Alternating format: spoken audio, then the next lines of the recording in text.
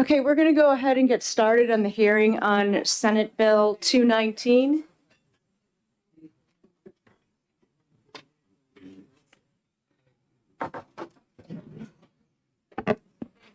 And I'd like to call on Senator Murphy to introduce his bill. Good morning, Madam Chair, members of the committee. Senator Keith Murphy, representing the towns of Hooksett, Goffstown, Raymond, Candia, and Manchester's First Ward. This bill is a taxpayer transparency bill. I'm sure that being an education committee, you know better than I the issue that this bill attempts to address. But in essence, the last 2 decades, our cost per pupil has increased 77%, adjusting for inflation, while our teacher salaries are only up 1%. In the same 20-year period, our non-teaching staff is up 80%. The number of teachers is up only 23%, and yet our enrollment is down 11.2%. So we're spending more than ever to educate fewer children. So the bill in front of you essentially says that the school board every year, school district, would produce charts. Now, I know that someone else has handed out some copies for you to look at, but here's what one of those charts would look like. It lays out the cost per pupil, the average teacher salary, and the top. Yep. Thank you. Forgive me, I forgot the prohibition. There are copies in front of you, and the administrator salaries. So again, this is for taxpayer transparency. It's so taxpayers can see where the money is going in their districts. If you believe in taxpayer transparency, I believe that this is a common sense bill. Some may say, well, can't you dig into the reports and find the information? And the answer would be yes. If taxpayers had 3 or 4 hours to go dig the reports, dig out the numbers, pull out an Excel spreadsheet, had the experience necessary to produce those reports, they could put the formulas in and come out with the same report, which indicates exactly how easy it is for somebody in the school district office to produce. This makes it very, very straightforward and simple, and taxpayers have the right to know where their money is going, and that's all the bill does. And that concludes my comments. If anyone has any questions, I'm happy to answer them. Are there any questions from the committee? Yes, Representative Damon. Thank you, Madam Chair. Thank you for taking my question, and please just give me a sec so I can find what the line is on it. Or you tell me. I'm concerned about several things, but particularly I'm concerned on page 3, Roman numeral 6, prohibiting any additional commentary or other text. So a district can't decide to include information that would inform citizens possible explanations for whatever the chart might be presenting. I don't understand why we'd prohibit that information. So I believe you're referring to lines 5 and 6 on page 3. Correct. Thank you. And thank you for the question. The reason that text is there is simply that the information is meant to be presented with no judgment for or against. It's not meant to endorse or not endorse the school's policies or spending. It is simply to convey the spending in terms of where the money is going. It's not meant to impose judgment. And the school district, frankly, shouldn't be including commentary on posting a simple chart. Follow-up? Yes, Rip, follow up. Thank you.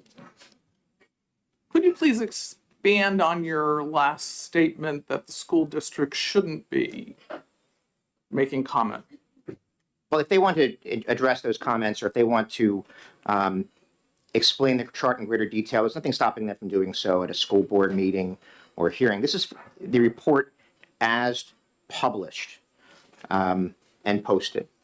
It's simply a chart. Representative Tanner. Thank you. Thank you for taking my question. Yes, ma'am. And I ask this every time I see this as the finishing salvo on one of these bills. line on page 3, line 16 through 19. Could you point out what part of this bill might be held invalid or unconstitutional? Such invalidity shall not affect other provisions. It's difficult for me to predict necessarily which part of it might in the future be somehow not upheld. There is, for example, the civil remedies section, which is just above it, lines 9 through 14, basically saying that any taxpayer in that school district agreed by violation district may petition Superior Court. So if in the future Superior Court were ever to say that the attorney's fees can't be awarded, for example, then the rest of the bill would still stand. The rest of it would still be law. Let's follow up. I'd also like to know on page 1, from line 1 to line 28, what the documentation, where you found the documentation for all that information, please? I believe this information came from a study performed by the Josiah Bartlett Center. Let's see here, I've got a copy of the document. edchoice.org by economist Ben Scafaldi, director of the center. So.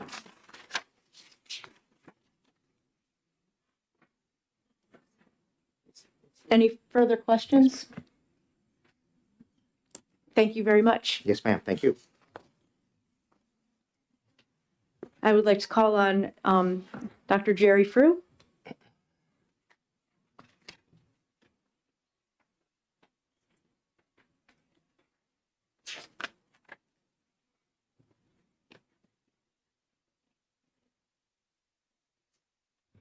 Thank you, Madam Chair. Members of the committee, Jerry Frew, Associate Executive Director of the New Hampshire School Administrators Association. I'm here this morning to voice opposition to this particular piece of legislation. First and foremost, teacher and administrative salaries are a matter of local decision-making and local control. And whatever the statistics may say, those salaries have been determined at the local level with elected officials and taxpayer approval. And so we'd like to make that point to start with. But would you believe that the original bill 219, as presented from the committee, was came out inexpedient to legislate by a 4-0 vote. And then on the floor of the other chamber, a floor amendment was introduced that changed the complexion of the original 219 bill without public hearing or without any input, which is unfortunate because we may have been able to advise part of this process had we had that opportunity. So I'm going to take that opportunity today to offer some suggestions, perhaps. Would you believe that posting requirements already exist for school district budgets and the detail that local taxpayers can access? And that information is required to be in newspapers, and notice of hearings are already accessible to taxpayers who are interested in pursuing and getting that information. And at district meetings, the information is typically handed out and discussed in depth. Would you believe that the average cost per pupil for over 10 years is already accessible data on the New Hampshire Education Department website? Would you also believe that the average teacher salaries for 10 years is already accessible to the public on the New Hampshire Education Department website? In addition, would you believe that the average minimum teacher salaries for over 10 years is accessible to the public on New Hampshire Education Department website? In addition, would you believe that the salaries for superintendents, assistant superintendents, business officials, principals, and assistant principals are also accessible to every taxpayer on the New Hampshire Education Department website? It's a click. And perhaps, well, in addition to that, would you believe that the 10-year base adequacy amount per student is also included on the New Hampshire Department of Education website, as are the adequacy grant payments made to each district for 10 years, accessible from the same report in the same manner on the website. If any of you are interested, at a break, I could show you how to access that. It's simple. It's simple. And you have all of the information for all of the districts, all the superintendent salaries, all the assistant superintendent salaries, all the business official salaries. You have all this information. This prescriptive legislation, which would require line graphs, bar graphs, and other types of setups, are just one more administrative burden on local school districts to produce an additional duplicative piece of information that taxpayers can already access. And so if I sound frustrated for our members, I am, because the information is available. This adds one more piece, one more duplication of effort. And then there are members in this body and the other body that will criticize the administrative bloat and costs of having to administer school districts because we have to produce additional information that already is in existence. Civil remedies. Would you believe civil remedies would be necessary if this piece of burdensome and duplicative legislation that's costly to local taxpayers were passed? Civil remedies? I might suggest that through the PBAS system, the input-based accountability system that I believe there's a work session with this committee this afternoon, the remedy for including this report could be part of the PBAS system. There needs to be no civil remedy, and it's accountability for district. If the interest is making sure a district has the information available, then that could be part of the PBAS system, just like policies, just like fire safety inspections, just like health safety inspections. And is this information available? And I might suggest through an amendment that if indeed the interest is taxpayer transparency and ease of accessing this information, that perhaps the legislation could be amended to say that each school district might be required on their website to have a link to the Department of Education reports. That's simple. You have a link to the Department of Education reports on the website so that anyone who wants to access this information can develop all the charts, all the bar graphs, all the line graphs, all the information that they want to develop. That the obligation of the local school district would be to have a link on the website. Saves local taxpayer money, it's efficient, provides the transparency that sponsors are looking for, and is very informative, to be honest. Those reports are very informative. This legislation isn't necessary, and it should be determined ITL or amended to include different pieces that I've alluded to, and we would be happy to work with any language regarding the amendments that we would propose. And with that, I'll conclude and be happy to answer any questions. Thank you very much. Are there any Thank you. questions? Representative Belcher. Thank you, Madam Chair, and thank you for being here this morning. I wanted to look at the opening part of your argument, which could potentially be compelling, which is the idea that this is a local control issue. But I want to look at that just a little bit, because despite that we have generally local control for school districts in New Hampshire, it's not totally locally funded. We have a substantial amount of funding coming at the state level, and we're actually facing a pending Supreme Court decision based on a decision that was rendered earlier last year that could substantially increase the amount of money state taxpayers are being forced to allocate that would be then distributed to the local level. So given the fact that, yes, we do have local control, but we also have substantial state level funding, can you speak a little bit as to why the state level funding issue does not override and suggest that people at the general state level should have an idea of how the money is being spent that they're allocating? Thank you for the question, Representative Belcher.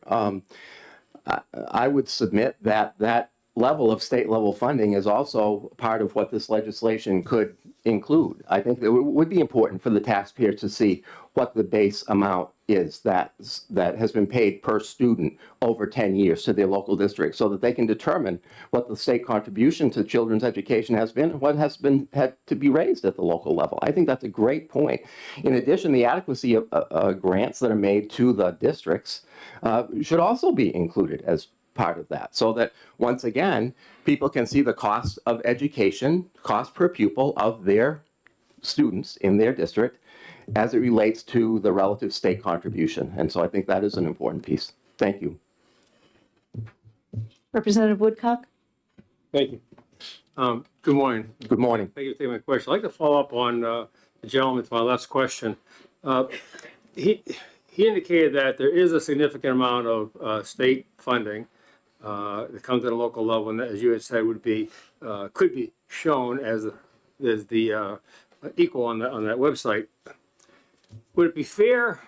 Would it be a fair statement to say that the state support of public education is almost minuscule as compared to the local property taxpayer support? Thank you for the question, Representative Woodcock. I believe that would be fair to say. Thank you. Any further questions? Representative Tanner? Thank you. Thank you for answering my question. I want to go back to page 2, the cost per pupil. And one of the A says the total expenditure associated with a daily operation of schools divided by the ADM in attendance. And I just wanted to know if you think that's a fair assessment of what it costs per pupil, or whether there are certain things in the operational budget of a school that really skews the cost per pupil. Thank you for the question, Representative. If I may interrupt, excuse me. I'm sorry, Representative Tanner, over here we couldn't hear what line we're talking about, if that's possible. On page 2, at the top of the page, the cost per pupil. Okay, thank you. Sorry to interrupt, Madam Chair. Thank you. Thank you for the question, Representative Tanner. All expenditures should be included in the cost per pupil, whether it's transportation, whether it's administrative costs. It should all factor into the cost of education for kids. I think that's the interest of the public. Follow up? So if you take all the costs, like the special ed costs, the transportation costs, which in some schools like Kearsarge was tremendous, and you add that in, it really does it really give a cost per pupil? In other words, we're talking about how the attendance, the population of schools is going down. But we also know that, for example, some of the students that need more services is actually going up in most of the school districts. So how does this cost per pupil really reflect that? Thank you for that question and for bringing up that point. That cost per pupil needs of students have increased. Needs of staff have increased since the pandemic. And so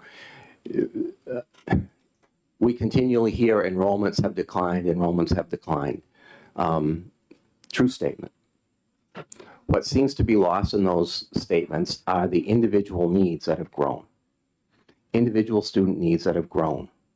And again, I'm going to repeat the invitation that I made earlier. If you haven't had the opportunity to spend some time in your local schools, spend more than an hour, spend a week, and see what those folks are dealing with, and you'll see the need for the expenses that are incurred.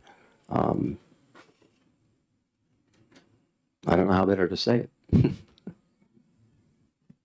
Representative Damon? Thank you. Thank you for taking my question. I actually have two unrelated questions. So the first one, following up on Representative Tanner's inquiry about the cost per pupil at the top of page 2. Could you speak to the B and C alternatives there? How would a district make a reasonable and good faith estimate, or how would DOE do that? Would you agree that doesn't sound objective? I would agree that good faith is in, beauty is in the eyes of the beholder. You have information and as a school leadership team or district leadership team, we can say we've made a good faith effort, but what does that mean? Thank you. We can outline the pieces that have contributed to our effort, but we can't explain a narrative because you can only do line graphs, line graphs, and bar charts. Representative Heath? Thank you, Madam Chair. Thank you for taking my question. One question I have about this reporting system, the district of origin is responsible for the special ed needs of those children attending charter schools. That's a cost, that's a direct taxpayer cost. How would this be cited in this report? Thank you for the question, Representative Heath. I would respectfully suggest that would be a question that the sponsors would need to answer because I'm not certain how you would distinguish what special education services you're providing for the local public charter schools from the regular neighborhood school. Thank you. I have a question about that. Public charter school students, are they counted as average daily membership and attendance or average daily membership and residence? And this line 4 on page 2 specifically says average daily membership and attendance. Yeah, I apologize, Representative. I would have to consult with somebody in a higher pay grade than I to come up with the answer to that question, but it's a good one. Thank you. Any Thank you. further questions? Representative Myler? Madam Chair, could I encourage the members of the committee to pull the microphone close because of the noise over here? It's hard to hear, so if we can get close, that would be good. Thank you. Representative Damon? How's this? Okay. So thank you for taking my question.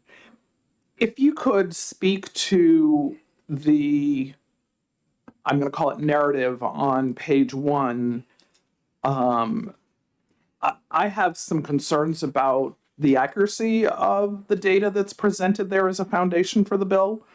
For instance, perhaps you have some awareness. I'm looking at lines 11 to 13, which states that over 2 decades, cost per pupil has increased by 77% adjusted for inflation, while teacher salaries have increased by only 1%. I'm wondering if you have any information on that. Thank you for the question. I did not fact check that, so I wouldn't be comfortable commenting on it. I would suggest that maybe more research could be done with that. I could say with a level of confidence that the adequacy cost per pupil over that same 10-year period didn't increase by a whole lot either. Any further questions? Thank you very much, Dr. Frew. Thank you. And with that, we call on Shannon McGinley.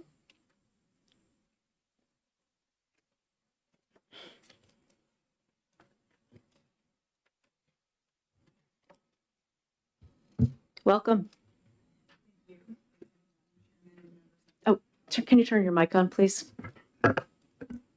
Thank you, Chairman and members of the Education Committee. I appreciate your time this morning. Thank you for mentioning about talking louder because it is really hard to hear.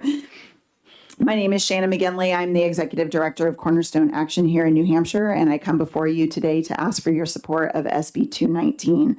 I'm going to jump to address some of the comments and questions that have been made here today. This bill adds no great burden or inconvenience to school districts. RSA 91-A:2, Roman numeral 2, already requires that notice of meetings be physically posted in at least one place, and RSA 91A:7 already provides injunctive relief if that notice is not posted. Nothing about this procedure is fundamentally new. Our team has tested this process and are able to create mock-ups for school districts manually using info available on the New Hampshire DOE website in about 10 or 20 minutes by copying and pasting numbers into Excel. Any suggestion that this will take up time and resources is simply false. The reality is it will save resources by notifying the voters of waste. It was mentioned earlier about the cost of the administration being settled by the local school district, but much of that expense is also covered at the state level, so it is relevant for us to engage in this conversation. It was also said that the information that is provided on these charts is redundant. No, it is not. The school district does not present clear line graphs like this. This information that is provided on the charts indicates trends over the course of time, which the information on the state website does not. The bill is written to prevent the information from being presented in a way that obscures the reality of where the money is going. Why would we not want to make it easier for the voters to be able to see this information and those trends? If the only problem with this bill is that the information is redundant and that districts will have to spend 20 extra minutes making and printing the graph, why did the teachers' unions and other lobbyists work so hard against this bill in the Senate? Because they know that this information is new to the people, it is clear to the people and to the voters. So I would suggest that it is not any greater effort to be able to provide this information in a way that is not in the same way presented on the state website. I'm happy to take any questions. Thank you. Any questions? Thank you very much. Thank you. And with that, we conclude the hearing on Senate Bill 219, and our next hearing is not scheduled until 10:15, so we have a 15-minute break.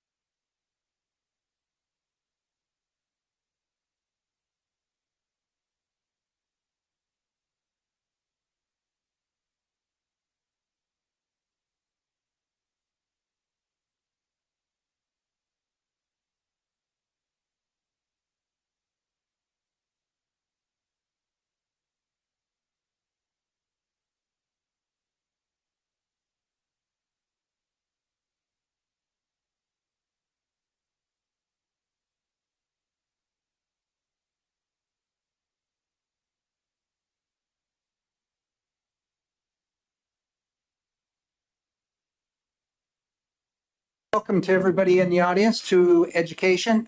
Today at this time, we have a bill in front of us, SB 379. 379 is an act relative to emergency action plans for sports-related injuries, and I'd like to recognize Senator Prentice, prime sponsor of the bill. Welcome. It's good seeing you again this morning. Thank you, Chair Ladd. It's good to see you again and other members of your committee already this morning. We're just trading floors for a little while here. So good morning, members of House Education, Chair Ladd. I appreciate the opportunity to introduce Senate Bill 379 today. For the record, my name is Sue Prentice. I'm a state senator from District 5, covering I'm from the part of the Upper Valley, part of Sullivan County, and then one little great community in Merrimack, which is New London, and it's an honor to serve. So today I'm here again to introduce 379. This bill establishes a requirement for the placement and maintenance of our automatic external defibrillators and requires individuals trained in CPR to supervise school-sponsored events. So the school-sponsored sporting events. By way of background, I'm a paramedic. And actually, my entrance into medicine outside of the hospital where I spent my career was actually in high school. I had this interest. I wasn't sure exactly what I wanted to do. And so I started working as a student athletic trainer. Got basic first aid, responding to emergencies on the field. And that was, that was in 1979, 1980, showing my age now. Things have really matured and progressed since then in what we are able to do outside the hospital and do as a team and as a community. So I have witnessed with that experience, as well as my experience as a paramedic and as developing and operating trauma systems of care, including trauma resuscitations, I've witnessed the value of the training firsthand when managing these situations that require a resuscitation of a cardiac arrest, someone whose heart has stopped beating and they are not breathing. Each member of the responding team needs to know their role, knows what the life-saving objectives that need to be achieved, and work in a coordinated effort proven to be life-saving. And an example that we can put right on the table, and I'm a late in life football fan and a late in life coffee drinker, but I was watching the game on January 2nd, on Monday Night Football, when Damar Hamlin suffered his cardiac arrest. And I have this kind of place in my kitchen, I call it the perch, where I watch from the breakfast bar. My husband's in front of the TV, and I remember the way he went down, and I said, that's not, he's unconscious. Okay. He was unconscious. His heart stopped beating. He was not breathing. And we've heard the stories since then, but what this proved to us is that whole medical team, everybody knew what they needed to do when this type of situation happened. It's the worst situation. It is unexpected, but when it does happen, if everybody lines up and knows what they need to do, we can actually save lives. And there is just a perfect example of how this happened, and this athlete is not only back on the field, but he's talking about how these coordinated efforts make a difference. Now, I know I have folks here from the Heart Association today that will shed more light on cardiac arrest and cardiac arrest resuscitation, but just a few other things before I wrap and take questions is that you may recall that in 2021, Senator Gannon he passed legislation, and I was actually a new senator and worked with him, that he put local boards or school districts and their boards or the governing body of each public and non-public school that includes grades 4 through 12, that they have an emergency action plan. So they have a plan. I was also, back in my days when I was the chief of emergency medical services, we had an initiative here, and I sat on the AED commission, which was established by the legislature and has now since sunsetted, to make sure to find ways to fund. We had a large gift to get this started, but on top of that, to fund putting automatic external defibrillators. I clearly have not had enough coffee. I was with my daughter at the Boston Marathon yesterday, so it was a little bit of a long day. Very proud. She ran the 26 miles to put an AED in every school, okay? And we were able to accomplish that. And actually, even though this is in a school setting, there's an AED on every floor. And I believe that you, Representative Lekas, were responsible for getting that done. We have them in the State House, and we have them, almost everywhere. It's not unusual to see them in an airport, but the reason is because we know that time matters. Okay, so I've had this experience of working to get these into the schools. We have a plan, but taking this just one step further is that when you have a plan, you actually have to drill that plan. So we know at schools that there are fire drills so that folks, the children and the staff and the teachers know how to respond. We also know, unfortunately, that we have active shooter drills. So again, people know how to respond. In my business as a paramedic and working in trauma resuscitation, we would practice our responses so that we could we would save time, execute, identify where we needed, if we needed any changes or updates or additional training, and then move forward. So if this ever happened, which we don't want it to happen, we were ready to go. So the AEDs are there. We have the staff. And as I understand that, and there's some athletic trainers that are here with us, but there are coaching staff. There's somebody within the coaching staff and the athletic training staff that already are required to have CPR. So we have folks that are CPR trained, and we have a plan, and we have the AED. So now let's put all of these things together, make sure everybody knows what to do. So I appreciate the opportunity to introduce 379. I'm hoping that we can bring this, I can gain your support and we can get this out of committee with an ought to pass. Certainly, I'm open to any questions you might have. Thank you, Chair Ladd and members of House Education. Thank you very much, Senator Prentice. Are you willing to take questions? Absolutely. Representative Lekas? Can you, first, thank you for taking my question. And thank you for putting this in. And I absolutely love not locked in a whatever within one, it's awesome. I just have a question about H, which is require that an individual trained in CPR supervise organized school-sponsored sports activities. And I'm wondering if you can tell me what you mean by that, supervise the activities. So thank you, Representative Lekas, for the question. And that's come up before, and that might be an area that we need to tinker with, because the process is that there needs to be, or the thinking is that there needs to be somebody who is CPR trained, who is at a school-sponsored sporting event that can be part of not only conducting the training, but responsible for at least initiating the resuscitation efforts until the medical folks get there. But there seems to be this question that's come up before about what exactly are these events and what should this look like? Okay, so I don't think it fully answers your question, but it is on my mind. Thank you. You're welcome. Further questions from the committee? Representative Myler? Thank you, Mr. Chair, and thank you for being here. Could you tell us how much does one of these units cost? Thank you, Representative Myler, for your question. So you can, an AED can run anywhere from $1,000 to $1,500 up to $3,500. They are very public friendly. In fact, I don't know if the state does this anymore, but for a number of years, the Department of Safety, working with Purchase and Purchase and Property, they would go out every year and they would bid for the defibrillator contract and then publicize this so that entities could come in, like school systems, and get a defibrillator, an automatic external defibrillator that was safe, ready to go at a reasonable price.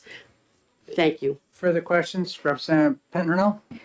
Thank you, Mr. Chair, and thank you for taking my question. I just want to, this came up in the last hearing. I just want to make a quick reminder that it's hard to hear over the noise. It was easier when I was chairing. Anyway, my question is, how do you envision this looking on at a school where multiple practices are occurring? Because I'm sure these emergency events occur during practice as well as during a game. Thank you, Representative Petronel. Petronel. No, I know you schooled me last week, and see, we're already not there. Great question. I'm going to ask that the athletic trainers help to answer that question, because a smaller school might have, one practice taking place, but there are larger schools that will have multiple. And so it's my it's my intention and understanding that there is a plan to manage that entire field, but I think that they can speak best from the firsthand experience. So if you can hold that, that would be great. Further questions, Representative Tanner? Thank you, and thank you for bringing this forward. I think it's really an important bill. At school districts, we have been doing emergency planning, a lot of emergency planning for evacuation, fire drills, and that sort of thing. And to a certain extent, I think that sports injuries have been really addressed a lot by certifying coaches and certainly an athletic trainer that oversees the extracurricular or co-curricular sporting program. But I think as Representative Petronell has said that, you know, there are a lot of sporting events that go on at a school and other events like theater and, you know, where you get the outside public. And sometimes we've had, I know when I was teaching, we had a couple of cardiac arrests that came from people coming into the building as well as people in the building as well as staff or students. So, you know, it's pretty comprehensive. So I think that the plan should include the AED, you know, throughout the whole building, not just the sports aspect. I noticed that you had the main purpose of this, or the main direction of this, was to the local school board. But I would say that the school nurse and the athletic director are probably the two key people, and maybe the local school board would have them, you know, as the people that they direct to set up this program. But certainly they're the most qualified in the school district to do that. And I'd almost say that I would like to see that pointed out as far as the local school board with the direction of the school nursing staff and the school nurse staff and the athletic director, so that it's you know, comprehensive. Okay. Okay? Thank you. Further And I don't know if questions? that's a question or not, but I that's, think you're, Representative- go thank ahead. you. yeah. Are you finished, Senator? All I was just going to, may I just quickly respond go back ahead. briefly? Thank you so much, Representative Glenn.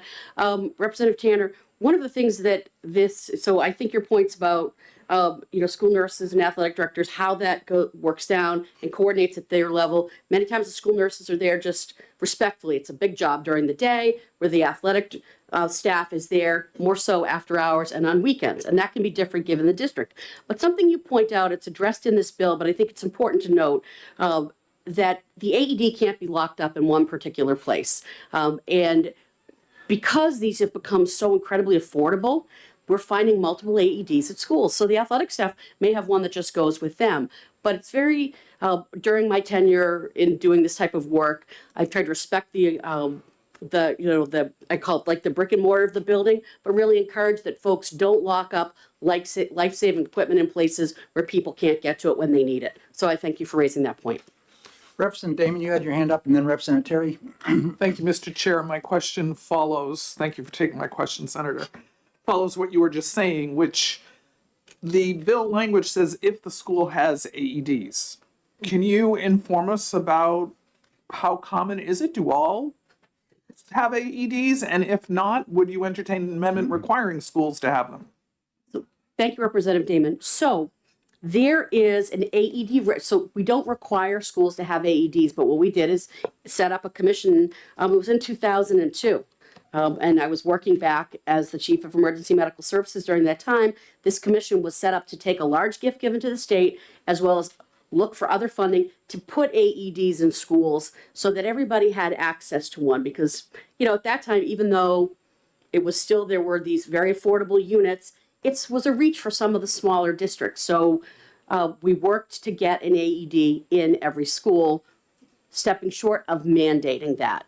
Now, every AED, including in a school, has to be registered with 911. And that's the best place to locate the list of automatic external defibrillators. And there's somebody that actually works at the New Hampshire Fire Academy who supports the school systems in this. So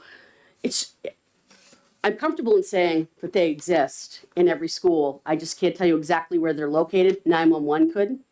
But the purpose, I think it's important to get it out of the the building and make sure it's on the field and available. Thank you. Representative Terry? So do I understand, just to follow, and then my own question, if I might. So do I understand your response to Representative Damon's question, that AEDs are not required by state law, but that it is your view that most school districts have AEDs as a matter of good policy, shall we say? That is my understanding. Okay, so thank you. I appreciate the illustration that you gave with respect to the National Football League, and I'm sure that we're all aware that a professional sports organization such as the NFL would have such a policy in place. I would expect the same for the other professional sports leagues and to the NCAA as well. So my question to you is, with what you're proposing in this legislation, would this make New Hampshire a leader or a follower, shall we say, in terms of enacting these kinds of requirements? And I'm all in favor of being a leader when something good is about to happen. But I'm just wondering, have you been in conversation or done any research with respect to how these kinds of concerns are being addressed in other states in the country? Thank you for the question, Representative Terry. Yes, and in fact, we would become the leader, and I believe we'll hear from the Corey Stringer Institute that is, a leading organization in our country around sports safety, and with all of the different pieces now together, having AEDs, CPR training, an action plan, and requiring the drilling of that plan puts us out as the leader in this country. Thank you. You're welcome. Thank you. Representative Belcher? Thank you, Mr. Chair, and thank you for being here this morning. First off, I'm hugely supportive of the concept of getting AEDs out, especially linking in the sports teams, especially given the apparent increase in cardiac conditions we've seen in young athletes in recent years. So my question, though, is a little bit of language it seems to me might be cleaned up a little bit. So I wanted to ask you about what methodology you envision when it comes to the 3 minute, within the 3 minute rule of being available. What kind of methodology do you think should be employed to establish whether that can be on site? Is it should they physically going through a test where they're walking it from one location to another with a stopwatch, or what do you envision there? Thank you, Representative Belcher. So we use the 3 minute mark as, where the clock starts on our ability to save lives. Number one. So thank you for bringing that up in cardiac arrest situations. Number two is by making sure that an AED is available in the athletic setting. First of all, in the schools, but in the athletic setting, and having it close by will start to again, methodology, drive that window down. And lastly, if everybody knows what they have to do, where it is and what they have to do, it will also, from a methodology perspective, start to keep that as close as we can to 3 minutes. Does that answer your question? If I may, that's all good information, but I was thinking more nuts and bolts is how do we establish if it's actually capable of getting there in 3 minutes? So if it's somewhere in a building, in a room, and the school is going to say, well, we can get that there within 3 minutes, how should they test that? Should they actually get the stopwatch out and walk it over?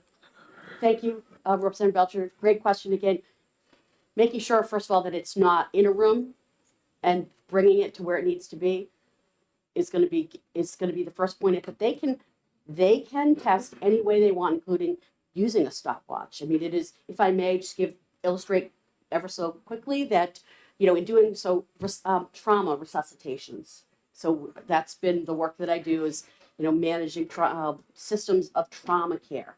And when we would actually drill in either the simulation lab or actually in the emergency department, and we would time our responses from when the ambulance hit the door to getting them in the bed to when the tests were ordered to make sure that the standards that were put forward, that we were able to meet those. So that is an example of how it's done, because that's been the standard in that setting. So it's bringing that to this setting in the athletic and on the athletic fields.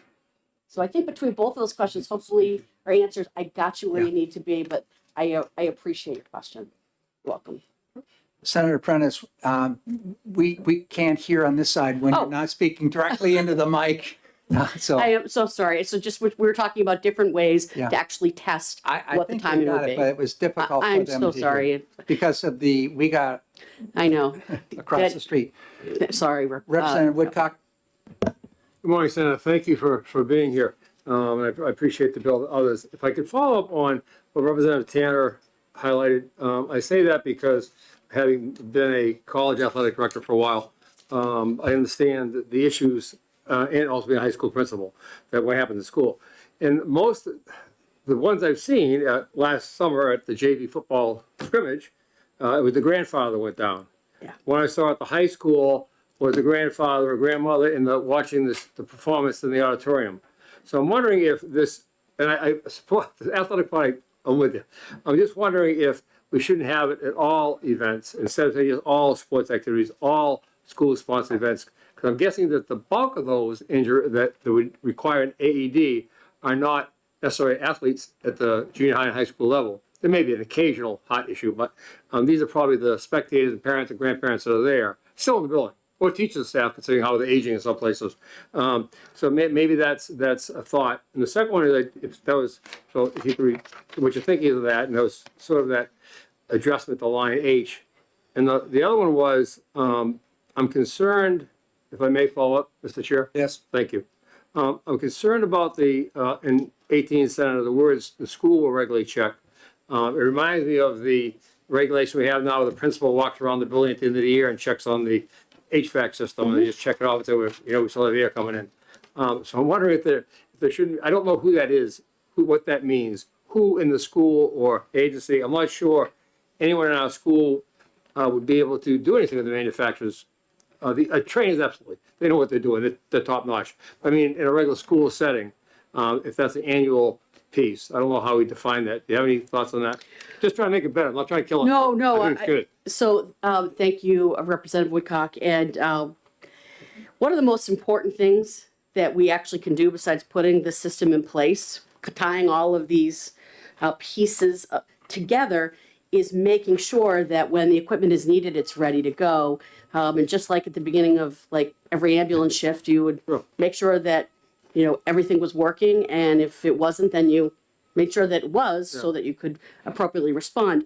I mean, we could drill down and require that the school, as part of their action plan, and I might need to go back and look at the plan, has a specific designee. So if we want to put that language in there, then it just becomes I've never been a school teacher, God bless, but I have been a student and a student athletic trainer. Shouldn't we make sure, like, give them the guardrails to get this done without telling them exactly when they can do it, but put somebody in charge and what the basic requirements are? One of the things I found with the schools is that they all share this information. Like, some schools have an actual checklist, and they, there's things that they go in terms of checking, certain doors that need to be locked, alarm systems are in place, and stop at the AED and make sure the pads have not expired, that the machine is accessible, that the batteries are in date and are ready to go. And they have like a checklist that they go through. And then that checklist could be saved and kept in a nurse's office or in an athletic trainer's office, wherever the AED ends up being. I don't know if that helps get there, but I think I'm keeping a list of the things that we could maybe be more directive on. And I'm happy to work with the member of this committee in getting that done. Thank you so much for your comments. You're welcome. Thank you. Senator Prentice, I have a couple questions for you here.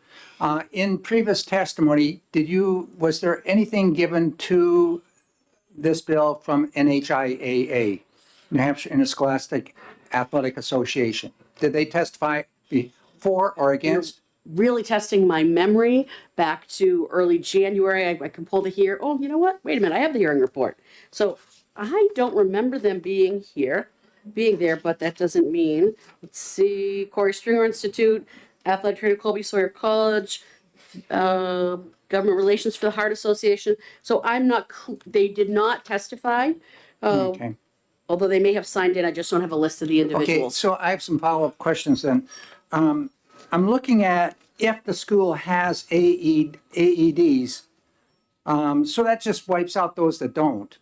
And That's a concern to me. I think this is an important issue where there should be AEDs available, period. And I noticed that on item number 3 on line 24, the AED should be on site. I would say it shall be on site.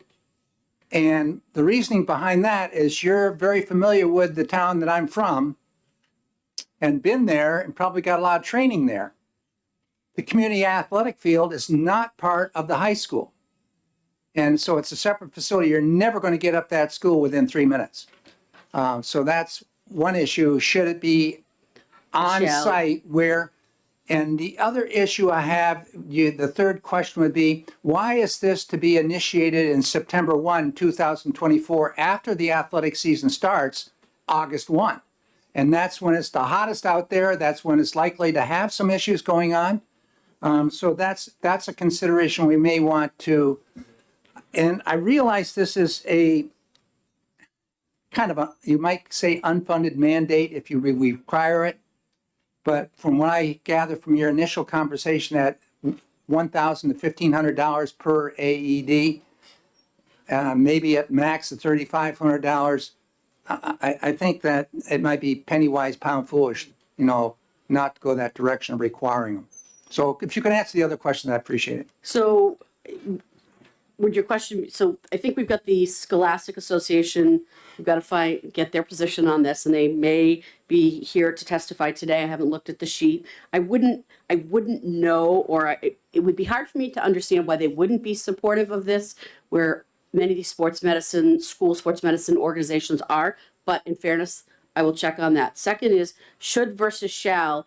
So Representative Ladd, I think they should be, I think there should be a shall, but I'm also sensitive to saying you shall have an AED, you shall put it here. We know that this works. It is being, it's like being cautious around the mandate issue, but at the same time, these have become much more affordable, and they are in New Hampshire schools. So we could put shall versus should. That is, I think that's up for discussion.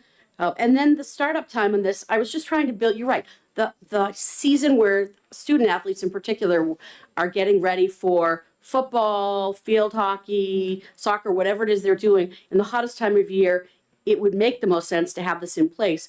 But I was trying to be respectful of a ramp up period, depending on the size of the school district, to get the message out, to coordinate the plan and get this going. So I think there's, I'd love to hear, I would like to hear from the athletic trainers on what they think this might look like. And I hope that helps. Okay, thank you. Further question, Representative Tanner? Thank you. Representative Hall? I just want to go back to the 3-minute rule. I think that's going to be difficult, particularly, we had multiple fields in multiple places, offsite, onsite, all over the place. And I think the key is, at least from my training, was that CPR be started as soon as possible. Yeah. As soon as it's recognized there's no pulse, no breathing. And,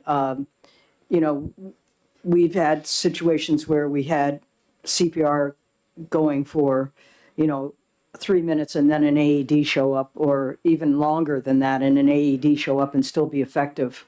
So, and schools can afford one, but, in a big school like Manchester, or even Kearsarge, where you've got, 7 schools feeding into that, 7 or 8 schools feeding into that, you've got a lot of activities going on. You do. And so I think that 3-minute might be something that we want to be as a suggestion rather than, a hard, fast rule, and really I would stress that all staff, all teachers, all coaches, all theater people, anybody that deals with the public through the public school system, be trained in CPR and first aid, just basic.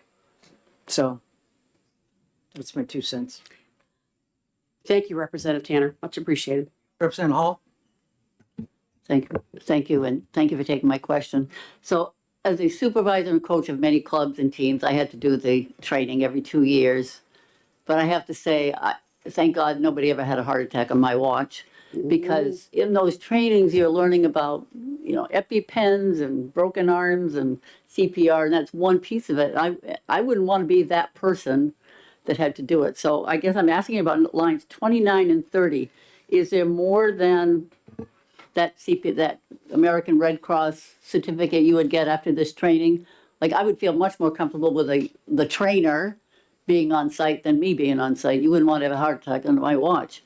So I'm just curious on 29 and 30. Is it that every 2-year card, and that's the person? Is that what would qualify me to be this person? Yep. Okay. Representative Hall, yes. And don't underestimate what you could do with your training in an emergency. In all of my years doing this work, I've just been so proud of the members of the public who step up.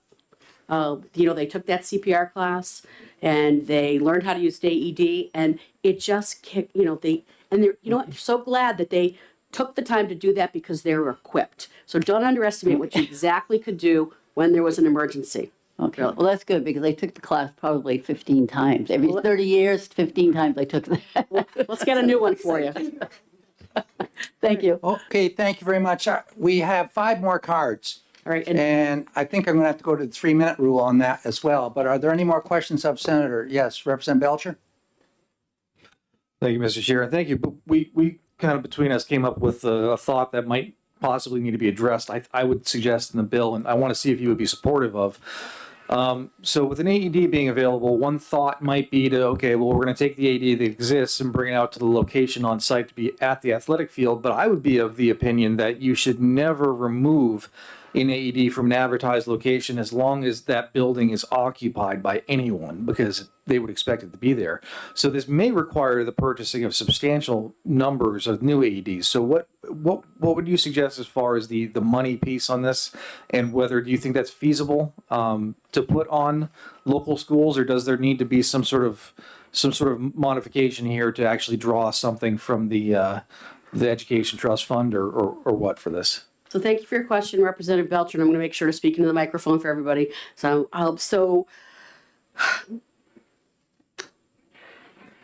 the number one point here in this legislation is it shouldn't be locked up in, respectfully, the school nurse's office. And we used to see that. This could be the opportunity for schools to reevaluate, because I agree with you. Like, if it's an advertised that there's an AED going to be there and there's a crisis and you go look for the AED because somebody who is watching is at the school play or in another event has a cardiac arrest, it's out on the athletic field.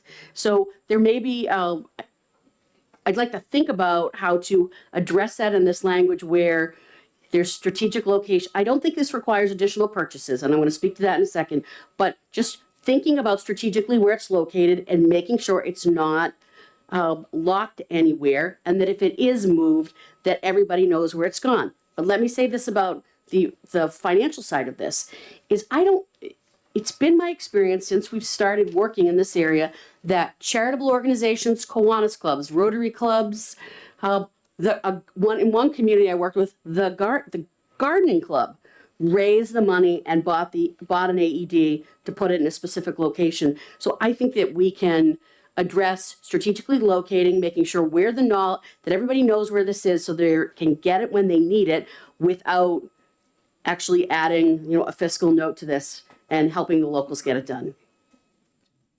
Representative Terry? So as we continue to talk about this and envision different scenarios under which the AEDs may be needed, I'm thinking to my own personal experience when I was on my member of my high school baseball team back in the last century. Unfortunately, the last century. I'm so old. But the field would not have been within 3 minutes of the school building, which would therefore require that an AED would have been on site at that particular location for the game. Same thing with my college, where my college baseball team, the home field was actually 15 minutes away in the city park and not on campus. So there would need to be an AED that's on site for that particular event. and you need somebody who was, somebody or somebodies who were trained to do that. And this kind of feeds off of Representative Belcher's concern. So it would seem to me that each school then would have to assess how many AEDs would be needed, the maximum number that would be needed, and the maximum number of persons that would needed to be trained. But practically speaking, we're probably looking at maybe 2 or 3 on average and not just 1. Does that make sense? Have I got this? The field is located 5 minutes away, or 10 minutes away, or 15 minutes away, where the school is the home team and therefore is required to have the AED on site. So now we don't have an AED for another team that may be playing on campus, and it's a volleyball game. And then we have the concern about the one being, you know, in the school. So there would be a need for multiple AEDs and multiple persons who would be trained to know how to use them. So, Correct? correct. Okay. So thank you, I don't Representative. see this as an impediment. I'm just trying to drill down on here. Is anybody who would think that maybe you'd only need 1 per school is not being realistic. You're going to have schools where you're going to require multiple AEDs and persons who are trained, which is fine. Yeah. Yes. Thank you for the question. And I look forward, although I have to get back to Senate Education, and I'd really like to stay because I'm passionate about this. I think that between the Heart Association and the athletic trainers, we can get a better feeling for or understanding of how the logistics are currently working and where we may have to build in some guardrails to this to give flexibility to the schools and the school systems while still achieving the goal of working to reduce the time to get 911 called, CPR started, an AED in place, and everyone know what to do. Thank you. Thank you very much. And thank you very much, Senator Prentice. I'm going to be respectful of your time as well. So have fun at Senate Ed. Thank you very much. Representative Ladd, is that strawberry milk? Pardon me? Is that strawberry milk? It was, but it's water. Oh, I was just appreciating Everything I have it up was here is bringing me always back to my water. school days. Okay. You know, recycling right to the desk. Thank you. Centuries ago. Thank you very much, everyone. You're more than welcome. Right. No, it's not Hatchland milk. All right, so I'd like to, we're going to impose a 3-minute rule. That means you have 3 minutes to present, and then you have questions following that. So the first card up is Emily Knight.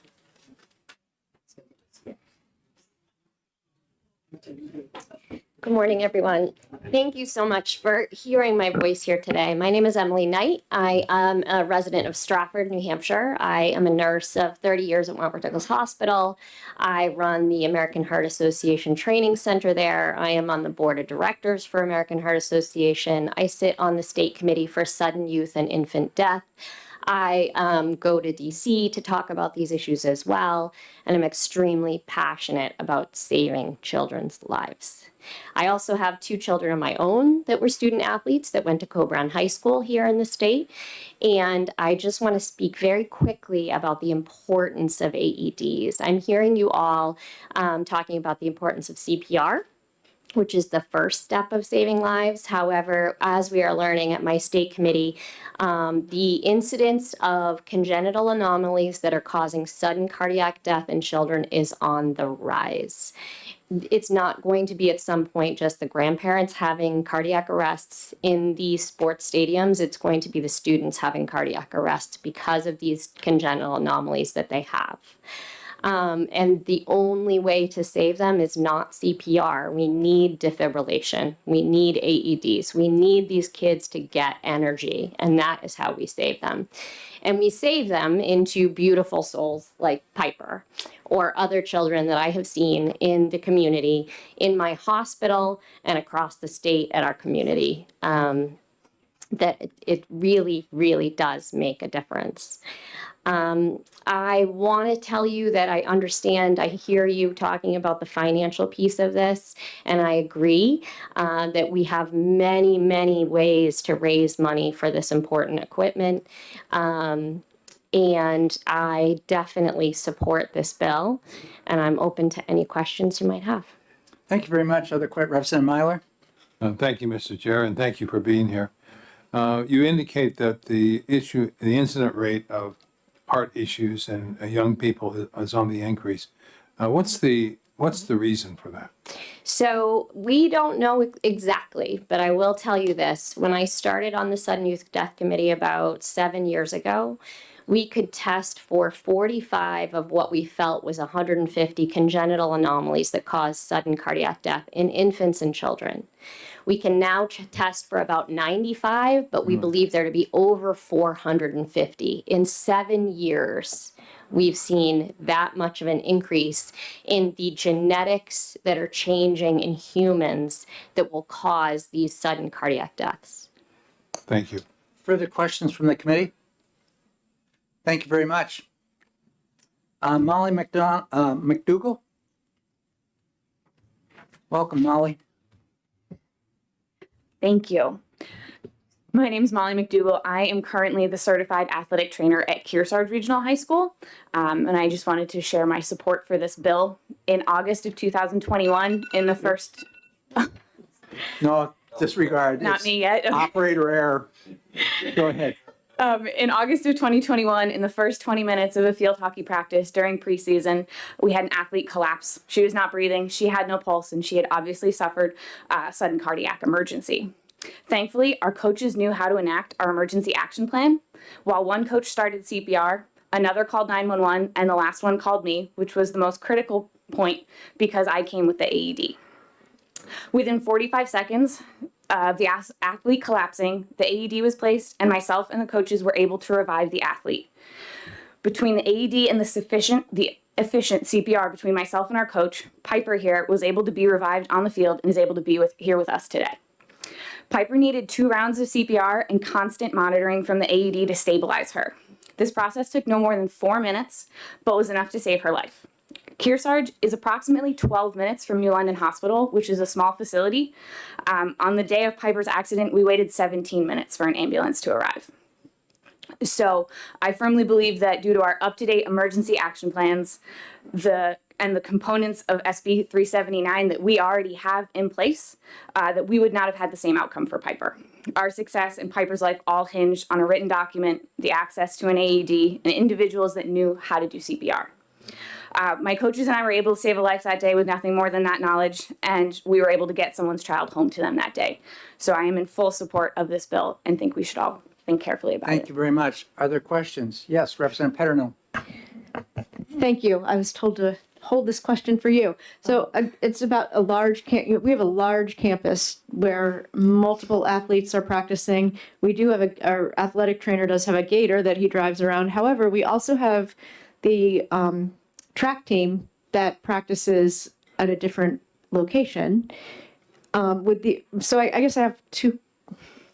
What would you do about the cross-country team that's not necessarily on campus and the athletes are spread out running?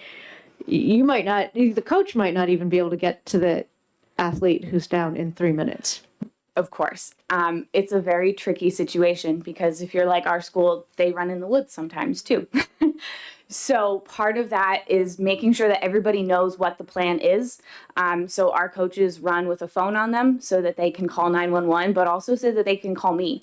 And meeting in the middle can get that AED to someone quicker. So that is a big part of it as well. I know we all assume that it's going to be someone coming from the situation to the AED and then coming back in that 3-minute window. But a lot of the times, like in Piper's situation, it was me coming to them, and that's why we got the AED so quickly. So knowing where that team is going and knowing how to get to them as quickly as possible is part of the reason that I run our cross-country trail every year to make sure I know where we are and the best way to get to them. But having both stationary and mobile AEDs is really the key component there. Thank you. Further question, Representative Woodcock? Good morning. Thank you so much for being here. To follow up on your Kearsarge experience, when the typical trainer in the typical high school today, are students screened at all for the congenital anomalies or bringing information like that Ms. Knight was talking about, or is it just the typical athletic physical of old days? More often than not, it is the typical physical that we get. However, there are some schools in the state that do host these screenings. And they are, based school by school. You can have someone come in and do these screenings, which could also be a part of keeping our athletes safer. Absolutely. Okay. Thank you. Thank you so much. Further questions, Representative Tanner? Hi, thanks so much for being here and thank you for what you do. Do you have any idea approximately how many schools in New Hampshire actually have an athletic trainer like yours, Sarge? I don't know the exact number off the top of my head. We do have a running list of secondary schools, which is how we all keep in touch with each other. I'd say it's pretty split down the middle with what schools do and don't have them at this point. Further questions? Thank you very much. Thank you. I'd like to invite Piper Moran. We've heard your name spoken to already today. Welcome, Piper. Thank you. So my name is Piper Moran. I want to thank all of you for hearing me today. And I just wanted to reiterate the importance of having an AED on our school and the athletic trainer. I guess I'm just kind of living proof of the example of why we need it.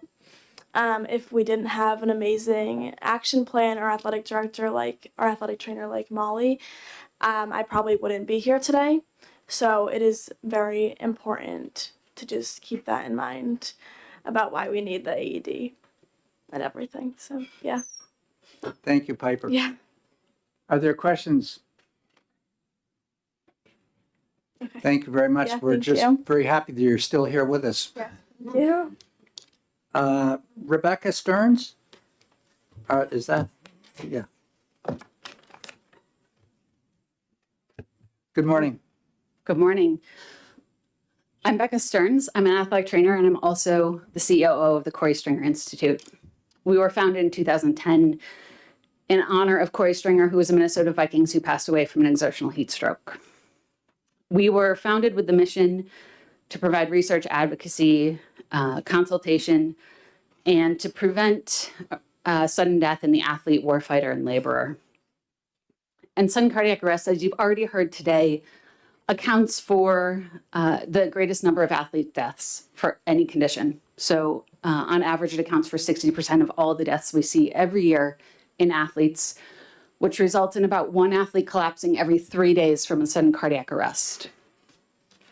And so the fact is that time is of the essence with sudden cardiac arrest. That's why it is so deadly and why it is the #1 cause of death in athletes. So for every minute that passes without the application of an AED, that chance of survival goes down by 10%. So by the time you hit 5 minutes, the chance of survival is a flip of a coin. Okay? So that is why we're talking today about the location of these AEDs. This bill, just to answer a few of the questions that have already come up, doesn't necessarily require AEDs, though I would love to see that. But it does require strategic placement and maintenance of those AEDs. And to put it in perspective as well, the cost of an AED is about the cost of 2 football helmets. So what I want to also impress upon everyone today is that we know that the survival rates can be as high as 89% when you have these items in place, when you have an AED within 1 to 3 minutes, and when you have somebody trained to apply that AED.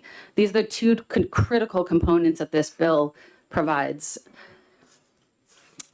New Hampshire has already implemented many programs that have also enhanced steps critical to address sudden cardiac arrest. So it does include that distribution of the AEDs in the early 2000s, which I think was around 450 AEDs.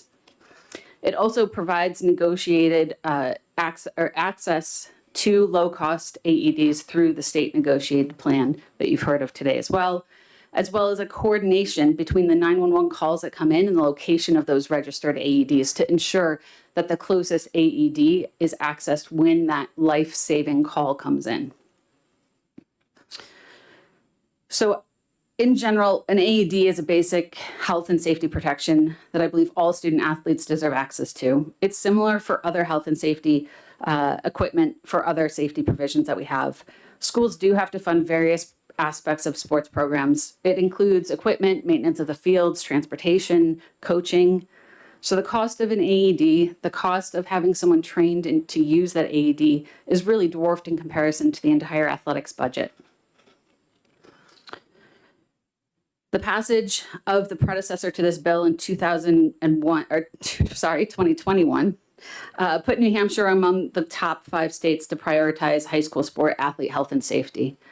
The passage of this bill would continue to propel that trajectory forward and establish New Hampshire as a model for many other states to follow. So thank you for your time today, and I'm happy to answer any questions. Thank you very much. Yes, Representative Woodcock? Good morning. Good morning. Thanks again for being here. As Representative Tanner said, it's the AD's job is, I was just telling Representative Heath, was underpaid, overworked. Have you seen that? Representative Woodcock, we can't hear what you're saying. Can you move your mic closer, please? Good morning. Okay. That helps. Anyhow, so my going back to your comment on, if I want to make sure I heard this correctly, one athlete collapsing every 3 days for currently. Is this nationwide or statewide? That's a nationwide. Nationwide. Okay, Yes. that's a little better. Follow up, please. Thank you. Couple other things. Are the trainers, not the trainers, are the coaches in New Hampshire at the secondary level required to have AED training? I believe the head coaches are, not all coaches are required though. Okay. So if that coach is out that day, it leaves the team vulnerable. And just one last question, if I may. Typically, do the high schools in the secondary level that have AEDs with the trainer, they typically travel on gators with them as well, besides one in the school? Yeah, great question. So there are portable and there are also stationary AEDs. So in terms of the placements in strategic locations, we do encourage, and it is really typical to have a portable AED. So that AED could realistically cover multiple sites if they're close to each other, right? So you don't have to have an AED specifically for every single field. Right. Of course, larger programs are going to need more, but the smaller programs could probably have one or two that would be able to cover the fields because that one could be mobile and it could be on the active site. Thank you so much. Are there further, yes, Representative Damon?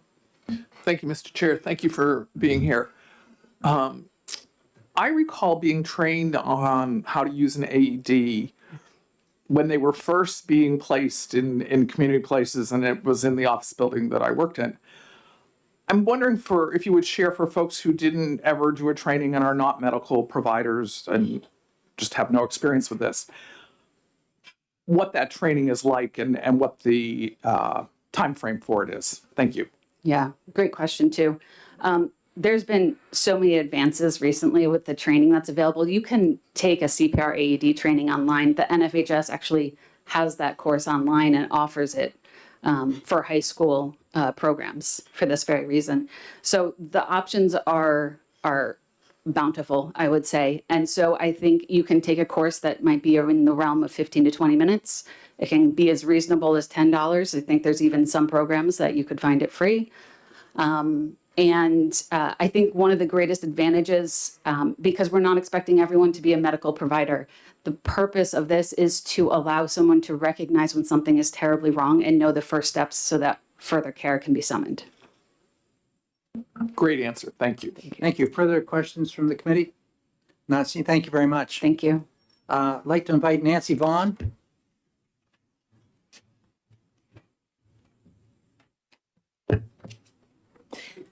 Good morning. Good morning. Chairman Ladd, honorable members of the committee.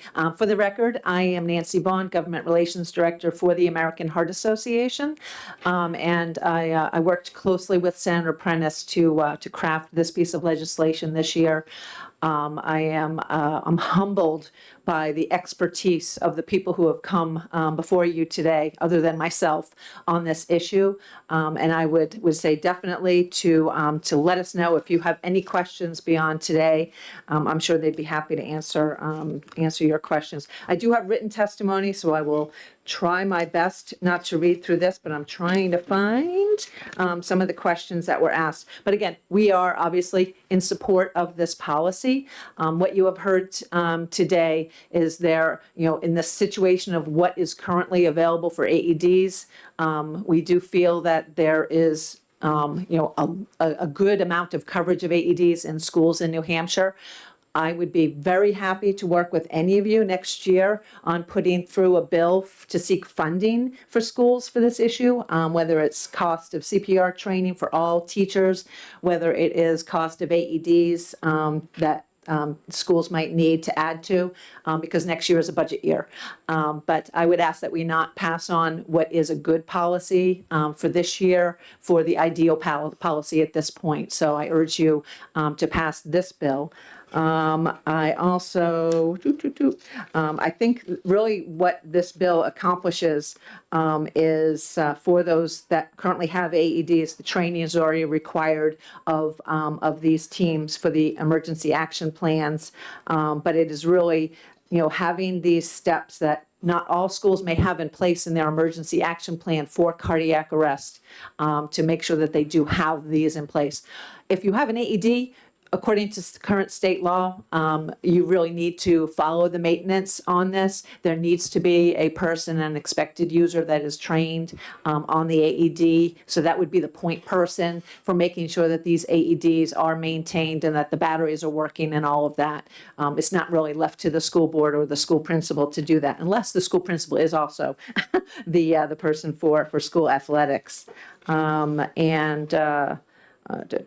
I would also say that because these emergency action plans need to be coordinated with your local EMS, the local fire rescue are great resources to schools, to all of us actually. And they usually are very open to coming to locations and offering trainings, but also that schools should rely on their fire EMS rescue to talk about placement and how many AEDs that school might need for this. Not something that this group is alone in planning out how many that they need.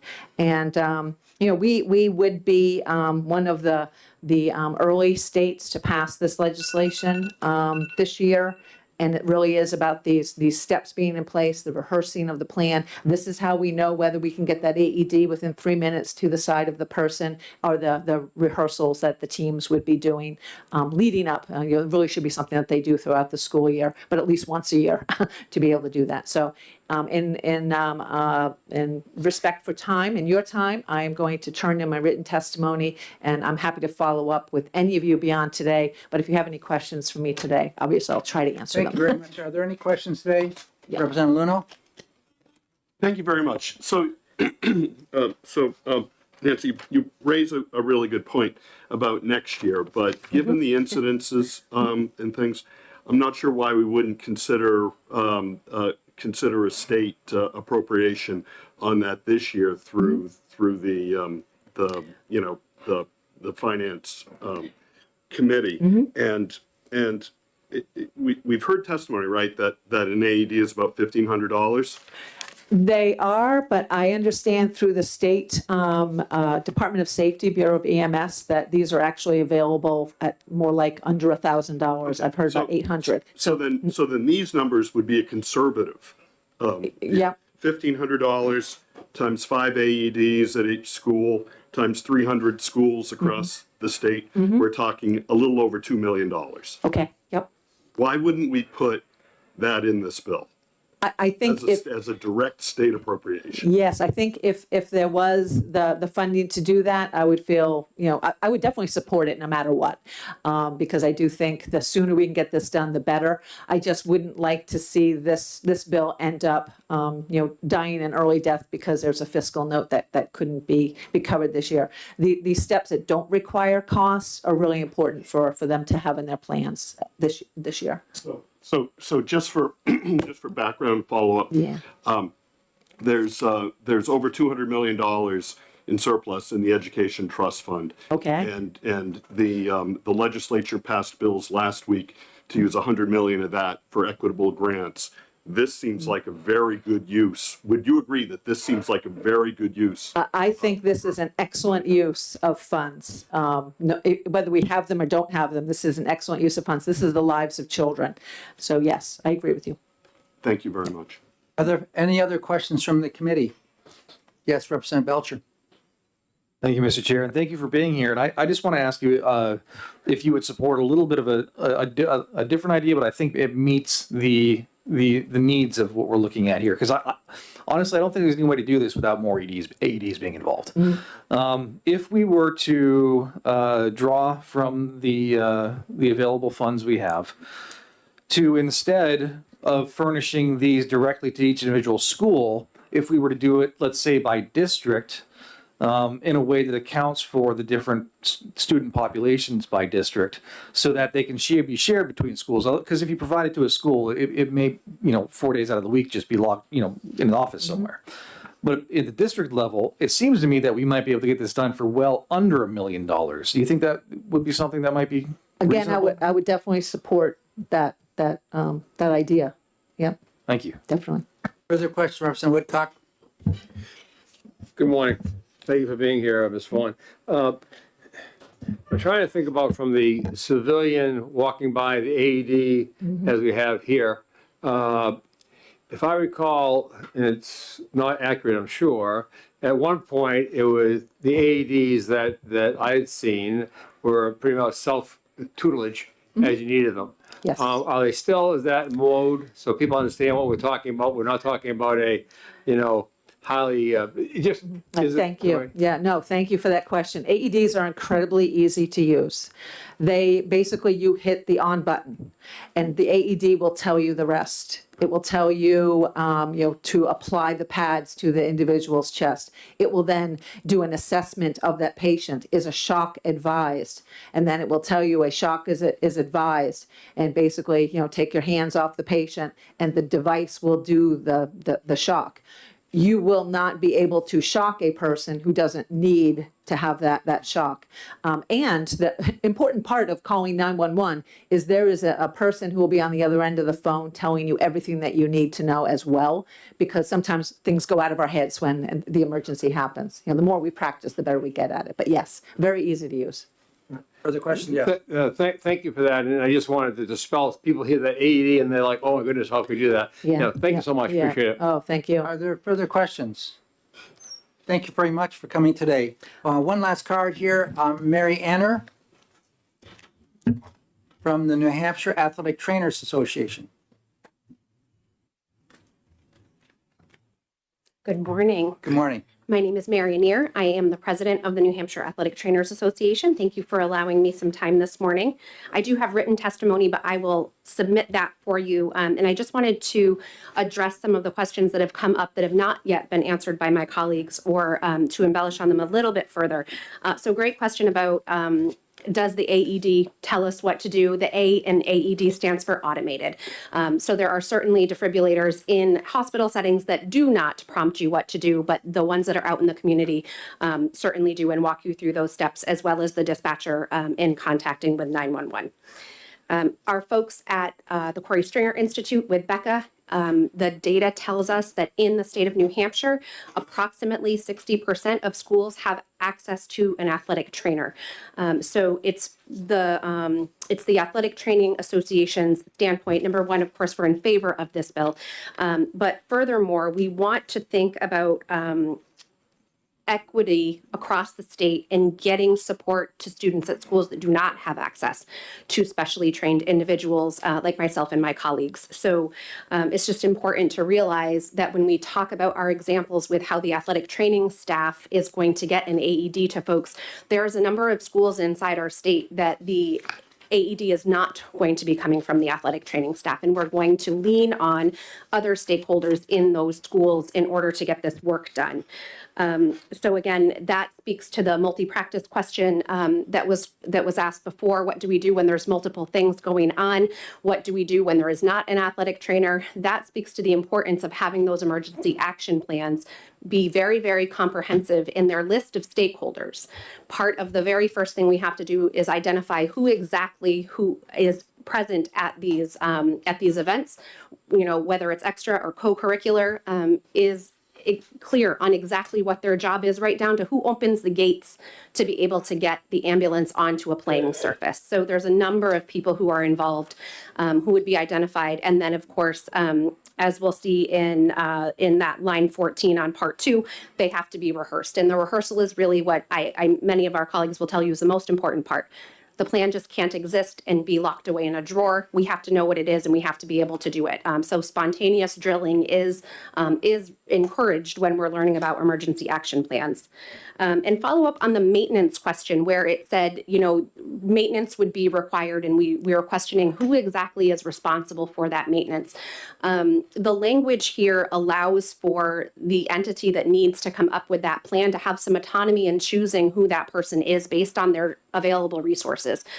Those of us who have experience inside educational facilities realize that most of us wear multiple hats and we're pulled in many, many different directions. So it absolutely will depend on the organization what those resources may or may not look like. So I appreciate that the language allows the school to have, or the organization to have the autonomy to make that choice. And lastly, there was a question about the NHIAA's involvement. So on the last iteration of this, we did work. Sorry. Go ahead. Thank you. Collaboratively with the NHIAA, they are aware that we're here today as well as the New Hampshire ADA. And last time the NHIAA was neutral on the stance, but they do encourage this type of work.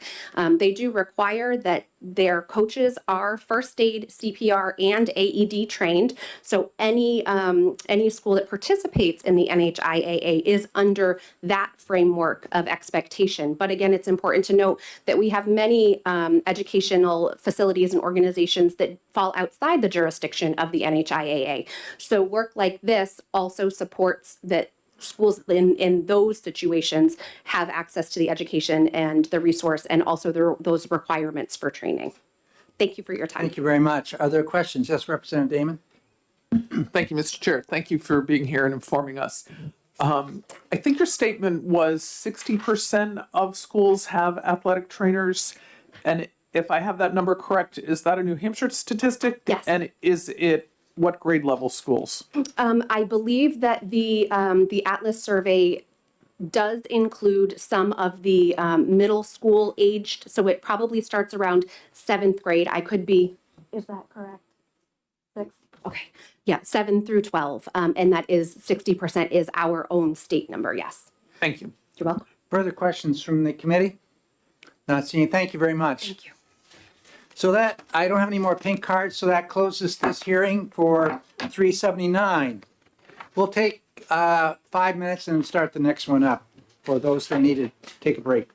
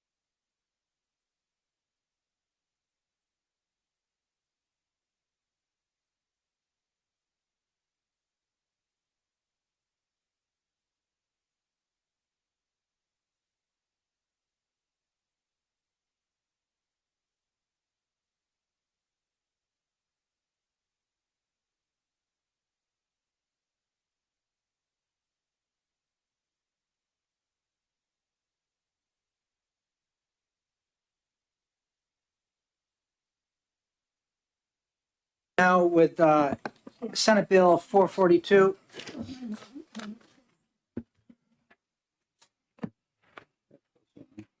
And this is a bill relative to student eligibility for education freedom accounts and scholarship organization costs of administering the program, extending phase-out grants for education freedom accounts, and revising the definition of average daily membership and attendance and average daily membership and residence. Representative, or Senator Lang, I'm harkening Could back. you read that title all over again? It sounded really good. No. So I'm Senator Tim Lang. I serve Senate District 2, which is the Lakes region on the west side of the lake. Senator Bradley covers the east side of the lake, and Senator Gray the south side of the lake. Anyway, so going to talk about our favorite topic, EFAs. This bill does four basic things. The first thing it does is raises eligibility from 350% to 400% of federal poverty level. Just to give you an idea what that means, and I'm sure you've all seen the numbers, but currently for a family of two, 350% of federal poverty level is $71,540. This would raise it to $81,760. For a family of four, the current is $109,200, and it would raise that to $124,800.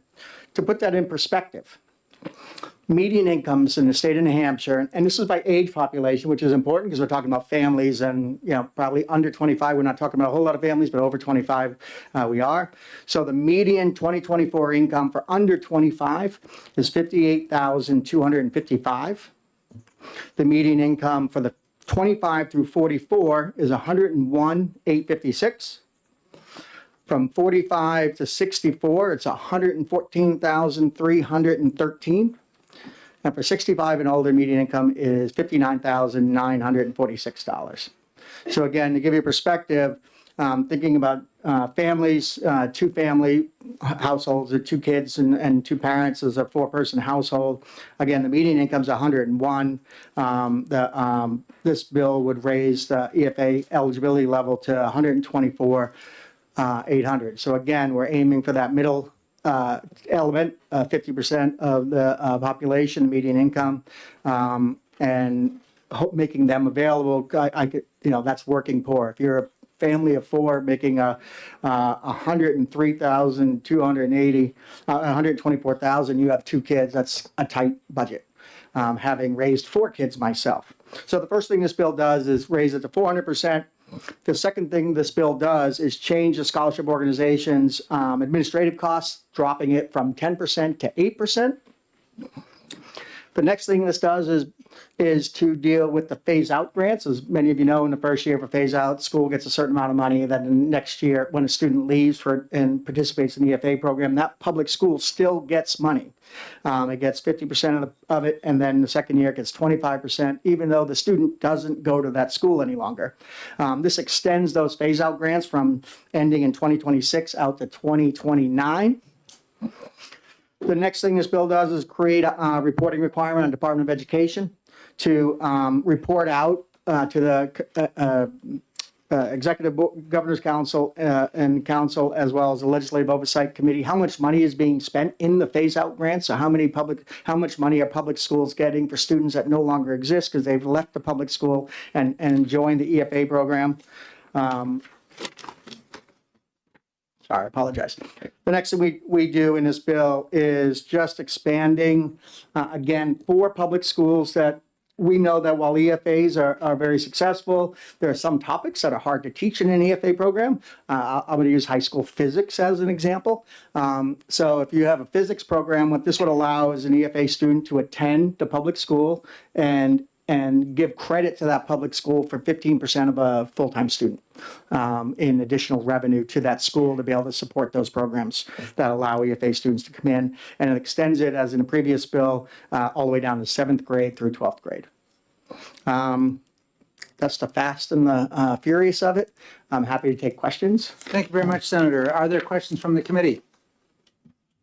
Not seeing any. Thank you very much. Representative Woodcock. Thank you. Senator Lang, welcome. I'm looking at the physical note, and it doesn't say what the cost would be raising it to 400%. It doesn't say anything. Can you give us an idea what that might be? So again, my understanding and back of the envelope conversation, so to speak, is it would increase the cost of BFAs by the current budgeted amount by about 25%. And that, may I, Mr. Go ahead. And that would be what? I'm doing, again, I'm hoping you don't hold me hard to this number. If the current cost is, I would say by $10 million roughly, How much? about $10 million roughly. Oh, Again, that's just trying to do math in my head really fast when you're asking me the question, so I could be off. okay. Just, Follow up? yeah, thank you. Is this budgeted in the budget for this year? Well, again, because this bill wouldn't take effect till next year, it'd be in next year's budget. No, so it has to, the budget. And remember that, as the chairman of Ways and Means in the Senate, I pay attention to revenues and what's going on. Remember, the Education Trust Fund will have an estimate at the end of this year, $212 million surplus. And that's still funding all of the current education funding costs that we have relative to EFA. So even though we've increased, the cost of that has gone up, we're still ending with a surplus in the Education Trust Fund. And the last question, thank you, Mr. Chairman. I bring this up because of the surplus in the Education Trust Fund and the need, as you're indicating, to moving this to 400%. I'm wondering why, particularly on Ways and Means, and you're happy to be here, answer the questions, terrific. Why the meals bill died on the table and was not funded for student meals when they're looking at 200 or 300% for kids in need, as this is, that came to your committee. Thank you for your question. I'm not sure that bill came to my committee. That would have probably went to, I don't recall. Oh, it did actually, but not as Ways and Means. I'm like, that wasn't in my Ways and Means committee. That was in my Education Committee side. That's where it came, right? Education Committee. Again, if you remember, we had a commission that studied that and recommended future legislation. That bill that was brought forward wasn't inconsistent with the recommendations of that committee. Thank you. Representative Heath? Thank you, Mr. Chair. I have a question. Thank you, Mr. Representative, Representative Lang. We've had EFAs in place for a while, as we have probably over 10,000 children being homeschooled. And I'm a long-term educator, and over the years, I've seen many unfortunate things come across the rolls. Can you explain to me how, in fact, you can assure the safety of all the children participating in an EFA, that you know they're in a safe and healthy environment, and indeed they're getting the kind of objective education that we would like our public taxpayer money being spent on? So thank you for your question. So again, I think, first off, you have to look at the court, right? The court presumption in the state of New Hampshire is that every parent's a fit parent. So as legislators, we should take that same, as a legislative body, a branch of government, we should take that same position, that the presumption is that every parent is a fit parent. It's up to the state to prove otherwise. So I would argue that every parent is a fit parent, just as the court says. On a case-by-case basis. Students do have, in homeschool as well as private school, there are some standards they have to meet. It's not just a free-for-all. There are assessments that have to be met, or, and I apologize, I don't remember off the top what it's called, but there's where an educator will go in and look at a portfolio of a child and certify that the child's meeting the educational requirements. I'll remind you that New Hampshire has a compulsory education requirement. Right? We require every student has to go to school, right? So the question you're asking is, do I think that only means public school? And that when we talk about the word cherished in our Constitution, are we talking about only cherishing for public school purposes, or do we just cherish the child in general? And all children in the state of New Hampshire, regardless of their family's income. And for me, I cherish all children. So I think the state, because it set the obligation to have a mandatory compulsory education, should cherish all students in all forms of education that works for that child, because that's what's in the best interest of that child. Further questions from the committee? Representative Belcher. Thank you, Mr. Chair, and thank you, Senator Lang, for being here. To follow up just a little bit on the last question, when it comes to oversight of homeschooling communities and whatnot, of course, we have to look to our ultimate law, which is the Constitution in New Hampshire. And I'm trying to remember the exact phrasing, but would you suggest that the Constitution of the state of New Hampshire says that we, the government, must maintain a constant oversight of the people? Or does it suggest that the people should actually have a constant oversight of the government? I'm sorry, I don't quite understand your question. The general principle is that people oversight government, not government oversight people. Thank you. Representative Myler. Thank you, Mr. Chair, and thank you, Senator Lang, for being here. I'm sure you're aware that in the last 3 years of this program, that the EFA program has been $28 million over budget. Are you aware of that? I'm aware that's been a very successful program. We had more children apply than we thought were going to apply. But you're aware that it is over budget each Yes. of those years. Thank you. The next question I have is, are you aware that the Commissioner of Education is not allowing the LBA to do a full audit of how this money is being expended through the agent that is monitoring this program? Are you aware of that? Thank you for your question. So I serve on that committee. That hearing was held in front of and the audit committee. I was present in the room when the commissioner spoke, and I was present in the room when the LBA spoke, and I was present in the room when the AG spoke. What the commissioner said was he will fulfill the law, 1135 that was done. He will provide the information within his control that he's authorized to release, also within the contract law of the state of New Hampshire that he's authorized to release. The Attorney General backed him up on there are certain data that by contract law we can't do. However, what I will tell you in the latest update is Mike Kane and the LBA's office and the Commissioner of Education have come to an agreement, and that audit will be done and the audit will be completed. So again, the commissioner's always said that based on law, both the statutory law and the contract law, he will do the audit. He will provide all the information that he's allowed to by law and by contract law. That was clear in the public hearing. It was just misrepresented everywhere else. There are some things he does not have the authority to release, and we can't force him to release that data. So again, I will say that the commissioner said clearly the law that the information he has that's within his control, he will release. The information that's contractually he's allowed to release, he will release, and that audit is going forward. And there should be a letter coming from the LBA and the commissioner stating that clearly. Representative Cascadden. Thank you, Mr. Chair. Thank you for being here, Senator Lang. You talk about on line 19 of page 1, talks about reporting requirements. And I guess my question is, we are all very interested in making sure all our kids make good progress. Why wouldn't you have a bullet there to report out academic achievement if these students are receiving public monies? So thank you for your question. Again, this was relative to the phase out and the extension of the phase out grants. We felt if we were extending the phase out grants, that the Department of Education should let us know how much money is being spent on that topic, on the phase out grants. So this was to create a clear reporting process because in fact, we're changing that law. And that as we extend out the phase out grants, that will give public schools money for kids that are no longer in their district, that have moved on. We'll continue to give them money. We want to know how much money that looked like. Follow up? So that wasn't my question. My question is, why would you not want to make academic achievement public in a reporting for students who access these funds? So thank you for that. Again, it wasn't a focus of the bill. Thank you. Further questions? Yes, Representative Paterno. Thank you, Mr. Chair, and thank you for taking my question, Senator Lang. It's come to my attention that there are several families who are waiting for the income cap on EFAs to be increased so that they can participate. Are you aware of any families that are waiting for this to occur?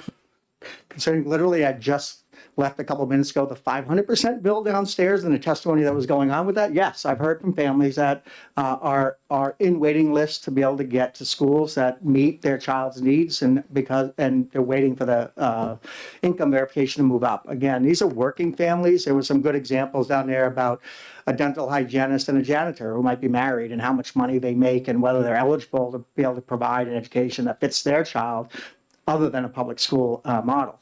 And again, the testimony was that this bill, even the 400%, I think would have done it, but the 500% would definitely do it. Move those families that I consider, the old-fashioned middle class we used to talk about, the working families that probably still are maybe not quite paycheck to paycheck, but pretty darn close to paycheck type of, it would give them that flexibility to be able to go.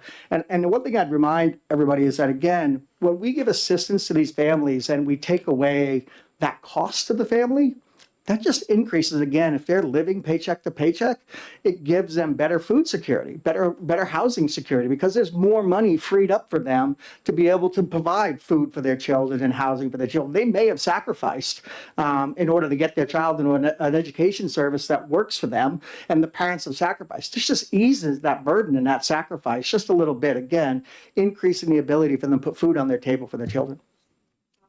Yes. Thank you. So your examples are families who are already making sacrifices by working 2 jobs to put food on their tables for their children. Absolutely. Representative Tanner? Thank you. Thank you for taking mine. Does this still remain that they only have to make that qualification of income level when they initially apply, and if their fiscal or their income changes over the period of time that the child can take, the parents can take the voucher for the child, which goes up, I believe, until they're 21. It doesn't ever recheck that. So they may start out at the 400% level, but if their income increases, it doesn't, above that, it doesn't make any difference. They continue on the voucher program. Thank you. Yes. Further, Representative Damon? Thank you, Mr. Chair. Thank you for taking my question. Excuse me. So at the beginning of your introduction, I believe your statement was, we know EFAs are very successful. I would like you to please tell us what your definition of successful in this context is and how we're measuring that. Sure. Thank you for the question. So again, I think the original statement of the fact that families are recognizing the need for this program, right? They see the need for this program, and it's helping them. Again, if you've had, and I'm sure this committee has had EFA testimony and had child after child come up and talk about how successful their actual implementation of EFAs have been for them, how they've done and what they've done. We just had it again. We just had the 500 bill downstairs, and we had several children come in and speak about how it made a difference to them moving from a public school to a different school that worked for them, that was unique, that fit their unique model and their unique needs. And so I'd argue that, I'm sure you've heard that testimony, so that's successful to me. When a kid walks in and says, I like school, that is hugely different than a kid who walks to a public school and says, I wish I could leave here, and that testimony. So again, I'd argue that successful to me is the fact that we're having students engaged in this program. Parents are engaging in this program, and that makes it successful. And then again, we have an oversight committee that's working and met yesterday. As a matter of fact, again, the Education Freedom Account Oversight Committee met yesterday. We do have standards in place for these schools, again, that they have to take. They either have to have a portfolio reviewed by a certified teacher, there's 3 mechanisms. I can't remember. I'm sure the chairman could cite them off the top of his head, but I don't remember them off the top of my head, that review student portfolios at the end of the year to show that the students making progress are successful. Yeah, the 3 are, you have a portfolio review by a certified teacher or a teacher that's working with kids. The other one is you have the statewide assessment, and the other one is a norm referenced assessment, which is a nationally norm referenced assessment. Those are the 3. There you go. So those are metrics underneath that which a student is measured outside of the public school system. Representative Woodcock. Thank you. Senator Lang, just more on the EFA and not on the food question, if I may. You had answered Representative Damon here that your determination of success was that the students were engaged and the parents were engaged, so that was successful. Is it accurate assessment to say that around 80% of the families that are participating initially in the EFAs were already attending other private schools? So I don't know the exact numbers. I won't say a percentage because I haven't reviewed it recently to see what this year's numbers were. I remember last year's numbers, but not this year's. last But year's- I'll last year's- remind you again, right? These are all families. And again, last year's was at 300% of poverty. This year's at 350% of poverty. Next year, if this bill passes, it'll be 400%. But we're talking about families at 300% of poverty level, right? So again, any money we give them to help them with their educational need, even if they are sacrificing now, only goes to make that child's home life better. May I just follow up, Mr. Chairman? Yes. Follow up, please. So the question, Senator Lang, was, even using last year's numbers, the things we heard from the DOE, we're still looking last year at 350 at 80% of those youngsters that enrolled. I'm not suggesting they aren't happy in their parochial schools, but these aren't students who came from public schools because they were dissatisfied. I'm not counting the homeschool students that are whole different pieces you're talking about. So it's not like when you're using the measurement that the only criteria is students engaged and successful, parents engaged and successful, but they were already engaged. They were already going somewhere else. They never came to public school. So again, I'm just going to say that you're right, that that a portion of the students in the current EFA program were going, but again, last year's numbers have been years before numbers was based on 300% of poverty, not 350. So remember the reporting requirements. So it's up 300% of poverty again, and I don't have the number for That's okay, go ahead. 300% poverty, but again, I'd argue and say that those parents were making sacrifices. And they were doing it because in the best interest of their child. And we made those sacrifices a little bit softer by allowing them to be able to participate. Again, making the likelihood that they were able to put food on their table that much easier, which I think is something we should, help with. we did try to put food on the table, and that wasn't successful downstairs. Is that a follow-up question? Is that a follow-up question? No, just a statement. Thank you. Thank you. Representative Paterno? Thank you, and thank you for taking my question again. This is in regards to the phase-out grants. Have we seen, and the need to extend them, have we seen any school districts that have had such significant numbers of students fleeing to utilize the education freedom accounts that it's significantly affecting their funding?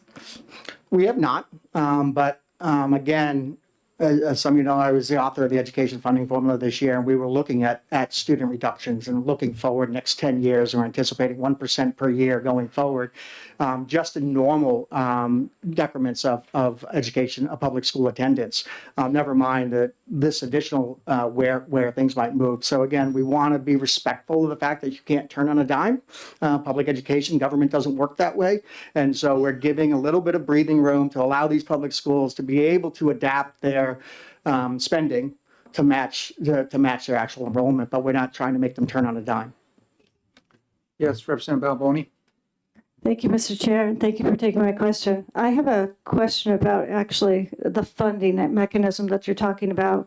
And when you talk about the 0.15 per pupil, so if somebody takes an EFA grant, which on average is $5,200 right now, I think, I'm trying to figure out, is that what the ADMA amount would be? So the 0.15 of $5,200 is $780 per course.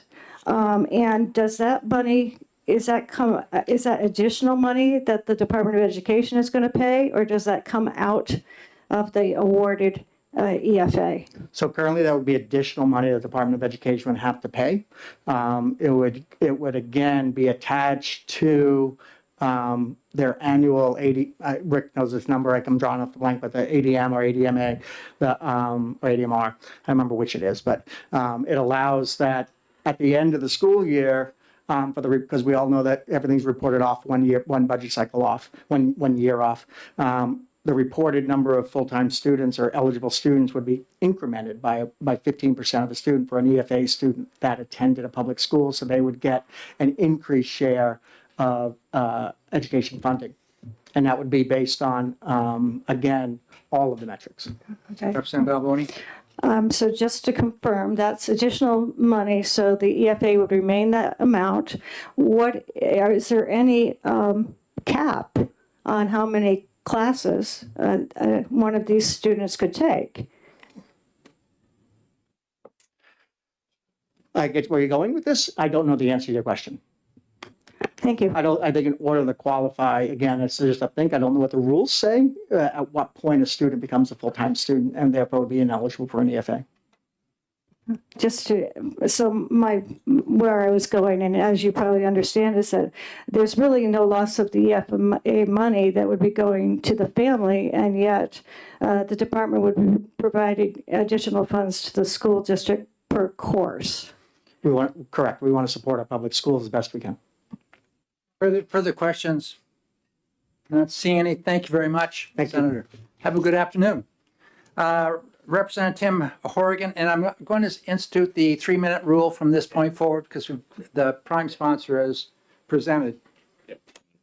Probably standing between you and lunch. So I'm Representative Timothy Horrigan from Stratford County District 10, which is the town of Durham.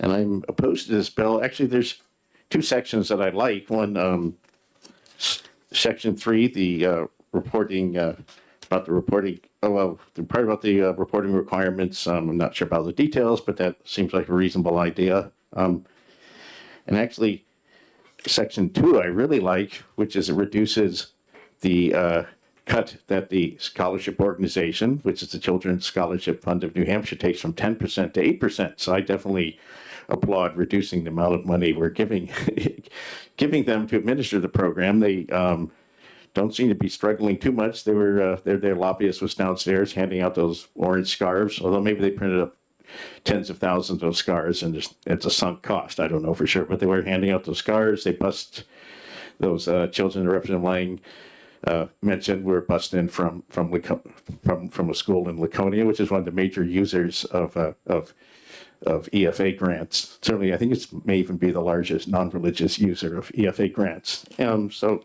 my main objection is, first of all, for reducing the income threshold from 350 to 400%, because and I know anywhere you set this, there's going to be some families that are on the wrong side of the threshold. That's unavoidable for any entitlement program like this. But I think raising it, just given the many problems with the program, which I think if we go down the road we're going to have a fiscal disaster. We have this program that we keep expanding without much thought. There's very minimal oversight of it. A lot of the oversight is turned over to this organization, which, even though it has New Hampshire's name, is in fact based in New York City, in Midtown Manhattan, and which seems not to be hurting too much for money. And I also, I just think that's a bad idea. It's mostly just the whole program, I think, is a disaster waiting to happen. And also,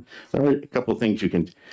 But even that first section, you could use that as a vehicle for fixing the problem that a family qualifies. You could get a kid probably in kindergarten, qualify them, and then 12 years later, they're still eligible, even though in most cases the parents will be making more money than they did when the kid was little, since their lives are evolving, their careers are expanding along as the kids go through school. And this, of course, is also, that would be a germane amendment. You could just pass it on your own if you want to do it. And also, this is a vehicle that would be appropriate if you have second thoughts about how we treated the HB 1212, the late Art Ellison's lunch bill. That's also a vehicle you could use if you feel like going ahead and passing that, because that was certainly, I suppose, at least in my opinion, that was just sort of an embarrassing situation there that we. So I would. Anyway, I oppose the bill, but there are a couple of things that are pretty good, especially reducing the amount of money that the CSF of New Hampshire gets. So I guess I'd be happy to take any questions. Thank you very much, Representative. Are there questions from the committee? Oh, Representative Woodcock. Yes, Representative Woodcock. Thank you. Thank you, Representative Hogan. Yeah.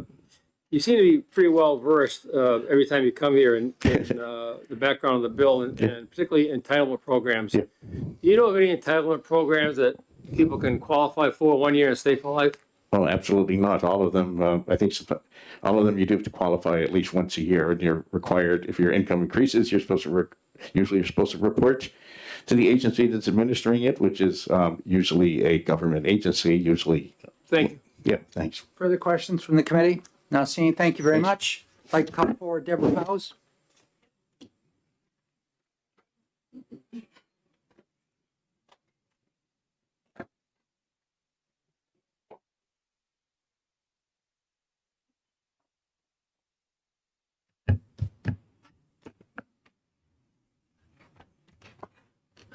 Okay, good afternoon, Chairman Ladd. Good afternoon. Members of the House Education Committee. I'm Deborah House from the American Federation of Teachers, New Hampshire, and I'm here on behalf of our 3,700 members across the state to speak in opposition of Senate Bill 442. We represent K through 12 educators across the state, as well as public university employees, private university employees, and town employees. We are parents and grandparents of school children in New Hampshire, as well as property taxpayers, and we do oppose this bill. Every Granite State student has a constitutional right to a robust education through a public school district. This is not just our opinion. This is something that has come down through court cases over the past 30 years.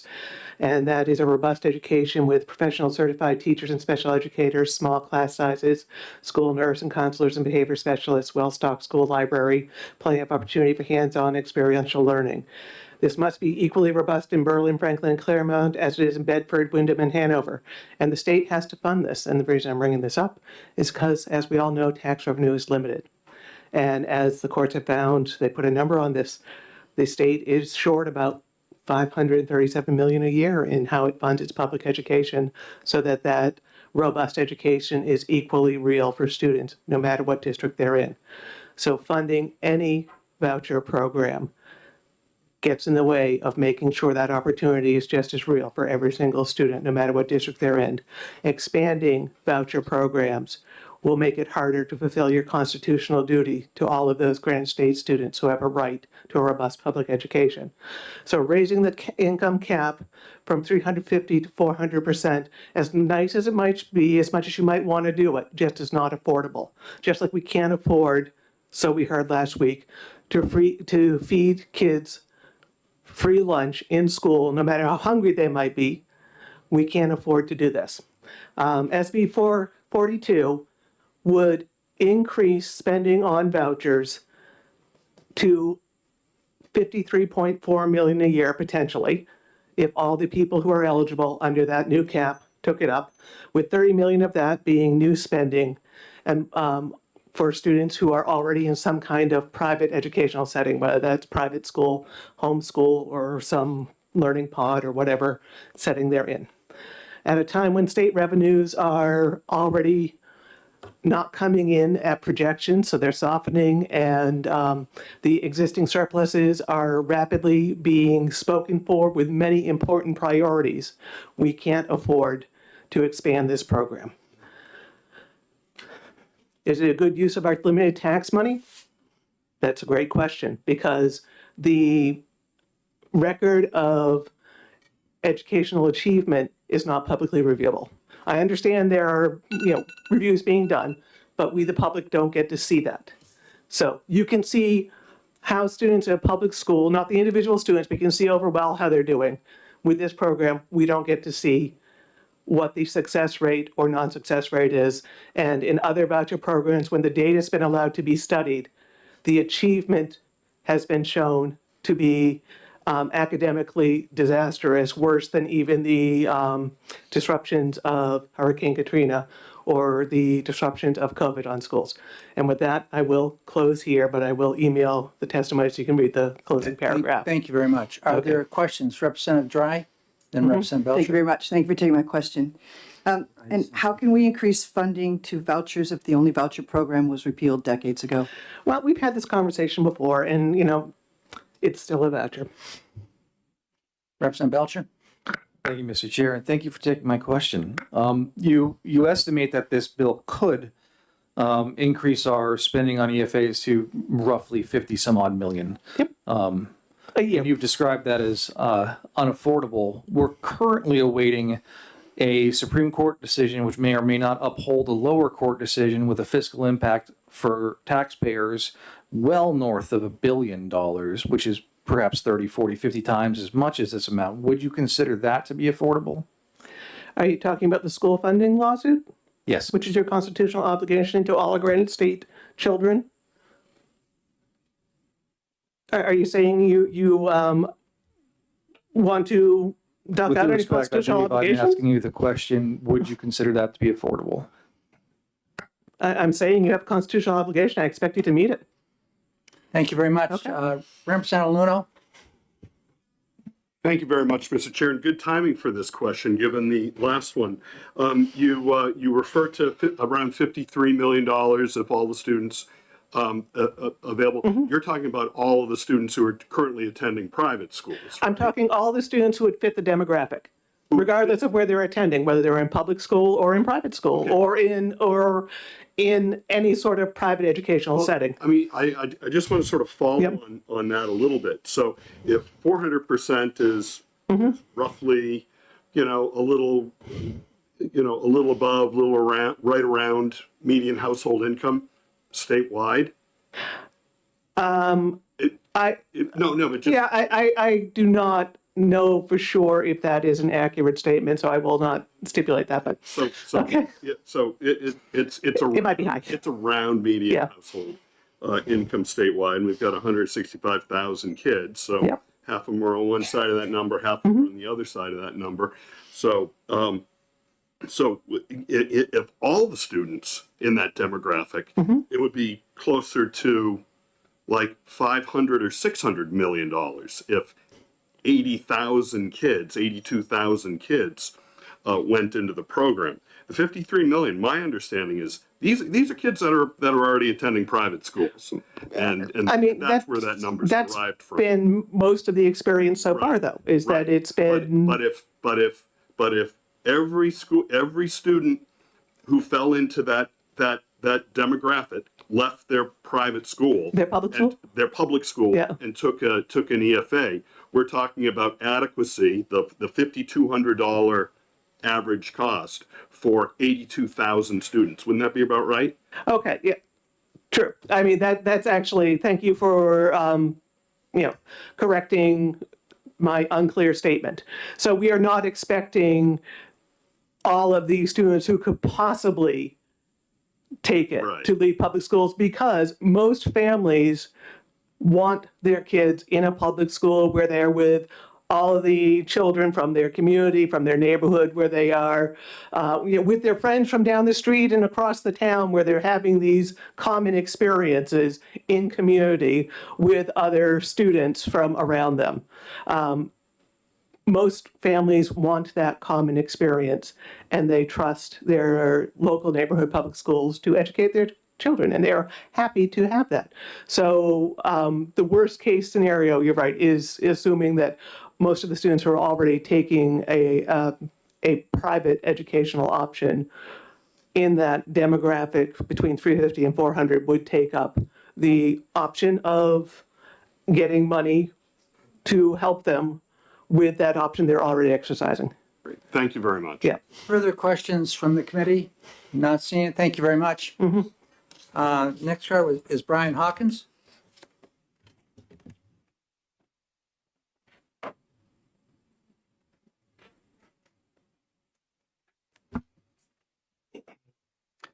Thank you, Mr. Chairman. Good afternoon. I'll try and, I know I'm right before lunch, so I'll try and be cognizant of that. And not repeat what others have said. For the record, Brian Hawkins representing NEA New Hampshire today. First off, I'd just like to say, we just expanded the eligibility for this program not even 1 year ago. And here we are looking to expand again. It was already mentioned that there has not been an estimate for this program that has come in under or at budget. We're already over. If you include some of the most recent numbers, we're probably at about $24.5 million a year on spending. And yesterday at the EFA Oversight Committee, from the Children's Scholarship Fund, they indicated at this point in the year, there's an additional 500 applicants coming for the fall. This is just April. I'll just remind the committee, this is a rolling application process. And so that, there's still room to grow there. And that is under the current budget and current eligibility. One other thing I just mentioned, and Senator Lang mentioned, I think in his testimony, that this would take effect in the next budget. This, as I read it, unless I have the wrong version of this, it says 60 days after passage. So we will be in the current budget until June 30th of 2025. Performance was mentioned. I think it is premature to expand the program before we've seen the performance audit that was mentioned. But also, there were several things that the Education Freedom Account Oversight Committee mentioned for their recommendations in their recent report. That the scholarship fund should be required to provide an end-of-year report, and that committee should define what that is. They haven't done that yet. The committee should define who are the program stakeholders. They just started talking about that yesterday. 3, identify current and future tool metrics for student performance and accountability, including how the school and educational setting demonstrate accountability. We haven't done that yet. Number 4, define successful graduation versus program completion. That has not been done. And then an annual check for program eligibility, number 5. And the Senate did talk about inserting something like that into this bill, but they did not. Last thing I will mention is there was a mention about the portfolio. The portfolio can be looked at by a non-public school teacher as well as a certified teacher. So it can be by a non-certified, and that is selected by the parent. So just wanted to close with a couple clarifying points, and I will conclude there. Happy to take any questions. Thank you very much. Are there questions? Representative Belcher? Thank you, Mr. Chair, and thank you for being here and taking my question. You mentioned that we've recently expanded this program, the CFA program, and that's absolutely correct. But I'm looking to kind of get to the heart of the issue of expanding the EFA program. So given the fact that courts have upheld the fact that the EFA program is one leg or plank or whatever you want to call it of the methods by which New Hampshire residents can receive a public education because it's publicly funded, what is the either legal principle or philosophical principle for limiting the funding of a public education to one group of citizens but not to another group of citizens?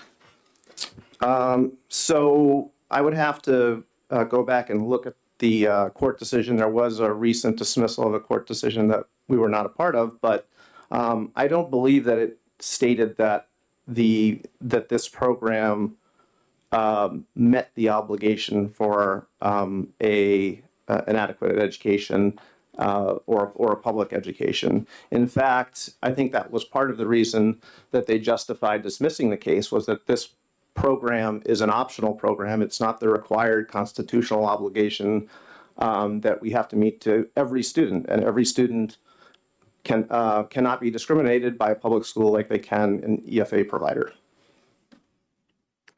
If I may, just a real quick follow-up on that. Given that argument, which I think is, in keeping and logically consistent, would you then argue that the EFA program itself is actually an unconstitutional program? Well, not being a judge, I'm not sure I can answer that question, but I do have a lot of concerns about this program that I think I've mentioned before when testifying on this bill. One central constitutional question is, can a state agency delegate rulemaking authority to a private entity? And at least as it appears, the state has given the department the ability to do that because it is the scholarship organization which can determine what is an educational expense. And that in my view, would fall under something that should fall under the state's purview in deciding that, because we're spending public dollars. So I guess there's one example where I would, at the very least, question the constitutionality of this program. Not to mention the fact that President House mentioned earlier, we haven't fulfilled the constitutional obligation for a public adequate education yet, and we're still working on that. So I think we need to address that first before we continue to expand this program. Thank you very much. Representative Woodcock? Mr. Hawkins, good afternoon. Good afternoon. Thank you for being here. Senator Lang, in his presentation, when it was asked to define if the program is successful, he said if the students engaged and the parents are engaged, and we know based on his numbers that 80% minimally have never come to public school. and I know that you have a background in public education and in metrics, would you seem that that'd be a reasonable measurement of success in a public school program to say if the kids are engaged, the parents are engaged? I think that if I understand your question correctly, we have a broad array of ways in which we define success in public education. And while I mentioned assessments, it doesn't fall only on test scores. And I think that is the central benefit to being able to offer a free public education to all students, is that it can encompass more. It can encompass serving that child and that family beyond just an assessment. Thank you. Thank you. Further questions from the committee? Representative Lucas. I want to go back to something that you said. Thank you for answering my question. If a business isn't budgeting correctly, do you blame the customers or the person who budgeted?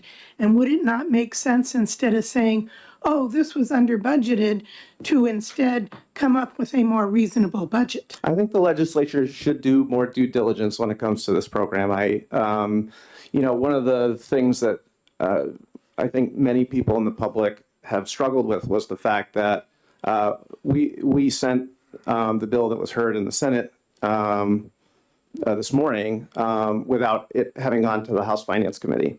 In fact, I don't think there has been an EFA bill since its inception which has gone to the House Finance Committee as a standalone bill. And I think that is partly why we're in the position that we're in, is that there hasn't been that fiscal analysis that has been done by previous legislatures prior to that, because once they did delve into it, they found that they were concerned about the numbers and how it would impact not only taxpayers, but public schools and students. And so I think that we need to start sending these types of bills to the Finance Committee for that kind of analysis. Further questions from the committee? Not seeing it. Thank you very much. Thank you very much. Have a good lunch. Thank you, Brian. Mary Wilkie?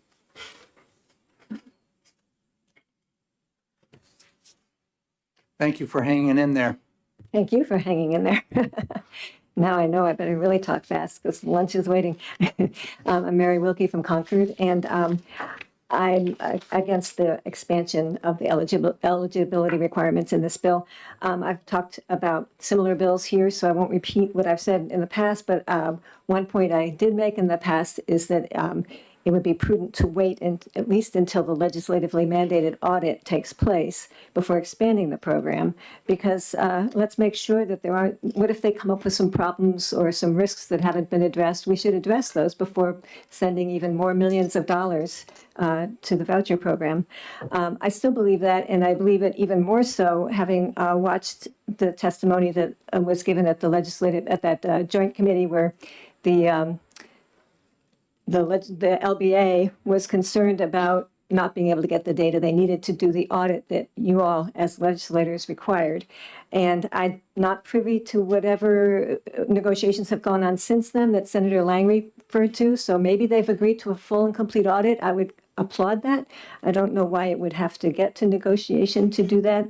But you could say, I watched the hearing online, and you could certainly say at a minimum that the commissioner was not eager to have the audit. And I don't know why. It's a public money. It's a public program. We all pay for it. We want it. We want our children in the program to be doing well, whether we agree with the policy or not. Why not want a full audit? Why not put a little daylight on it? So that was concerning. And then yesterday I went to the Oversight Committee meeting, and it came to light that the department has been taking down from its website reports about where some of the money is going in the audit, in the voucher program, and reports about what vendors are getting money and how much they're getting. The representative from the DOE explained that the reason for that was because that information really was brought up by the scholarship organization. They're the ones that collected that information.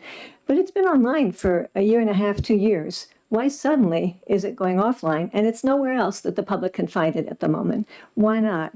And so all of this raises questions in my mind, and I would hope in yours. It seems like this information that's being obscured is not being wanted. Why not? Why don't we want to have a full picture of this program before we even commit more money to it? That's basically my question, and I feel that the public relies on you all to carefully steward public funds, and choosing to expand this program, when the department seems to be hiding information and not wanting it to be very carefully looked at, would be irresponsible, and it would undermine the public's trust in all of you. And for that reason, I'm concerned about it. And if I have one more minute, I would say that I agree with the idea of reducing the scholarship organization's fee from 10% to 8%. I would suggest looking into doing the same with the education tax credit scholarship program, because a lot of these students overlap. They're putting together data about the same families. It can't cost as much per family, when you get what I mean. I don't want to keep you from lunch. I hope you understand what I meant by that. Thank you. Thank you very much. Representative Dry and then Representative Lucas. Thank you, and thank you for taking my question. So I listened to your testimony this morning in the Senate, and when you talked about finding the information from the scholarship organization, correct me if I'm wrong, I thought you said that information could be gotten from the scholarship organization. Yes, it's not posted anywhere. What I'm saying, the only reason I got it was I kept looking on the website for the updated report for the year that ended last school year, last June, of vendors. All we've ever seen publicly is the first year. We're almost at the end of the third year. So I kept looking for it, and it was never posted. So I finally emailed Kate Baker Demers and asked for it, and she did provide it. It said draft. I said, why does it say draft? And she said, because it hasn't yet. I've sent it to the DOE, but they haven't posted it yet, and I want to make sure they're fine with it. It's still not posted, and it's not available. So yes, I happen to know, because I come here all the time, who to call when I want that. You can't get online and find it, as far as I can tell. Well, yes. Okay, so just to clarify, it is available, it's just not available online like it was last year, because you said differently. I'm sorry, I didn't mean that it's not available. I meant it's not publicly posted where the average person could find it by a Google search. Okay, thank you. Thank you very much. Representative Lucas. You had mentioned in talking about doing the audit, risk, et cetera. And I was wondering if you were aware that a risk audit has been done every year, and they have passed every year. It's just not the full audit that has been completed yet. But the risk audit, it has been done every year. The only audit I've ever been able to find is the financial audit of the entire New York City-based organization that has offices in 18 or 21 different states, something like that. That doesn't look specifically at are people care. As I read that report, it doesn't look at things like are parents. They didn't do like a random sample of parents to make sure that the money is actually being spent on what it's supposed to be spent on, or that the various qualifications that people have to get in, that kind of thing. And that's what that's why, as I understand it, why the legislature wanted to have this audit, to get into finding those kinds of risks. That wasn't called a risk-based audit. That was a regular financial audit done for the larger organization. Yes. I was talking to the LBA when they were here last week, and they said they had done a risk-based audit every year, and it had passed completely. Oh, I'm not aware of that, and it's So not. maybe I'm If you mistaken, but- look, I'm sorry, Dina. I'm not aware of it. When you look on the scholarship organization's website, it says financials, and then it has their 990 form, and it has the financial audit of the big company. I've never been able to find any other audits, and I actually asked the DOE if there were any other audits, and they said, here's the audit, and it was that big financial one. So I've never seen any other audit, and I've looked. Okay, maybe they were. Thank you very much. Representative Belcher. Thank you, Mr. Chair. Thank Here we you for are being again with here to take my question. Yeah, I know the speaker's not ideal. You were mentioning the audit, and I know there's been some controversy around what has occurred, and I'll admit that I'm not as up to date as I want to be. I have a bit more to learn about what has occurred around that. But is it accurate that some of the controversy was surrounding certain requests for information that were made that included personally identifiable information for either students or their families in the EFA program? I really don't know. I don't know because I don't think they made public what the requests were. I know that the commissioner mentioned it wouldn't be right to go and ask Tutor Inc. to give us all the information about every student, but I doubt that that's what an auditor would be asking. I would suspect that they would be asking for procedures that are in place to make sure that all the requirements in the law are being met. And you wouldn't need to know the names and IDs of students to do that. But I don't know. I don't know what they were asking. Thank you. Further questions from the committee? Not seeing. Thank you very much for your you. testimony. And with that, I have no further pink cards, so I'm going to close the hearing for 442. And we're Mr. going Chair? to take a, yes? Before you break for lunch, could you answer a procedure question for me, please? What's your question? I know we're receiving Senate bills, and at least 10 of us around this table are very concerned about seeing Senate Bill 499 come forward.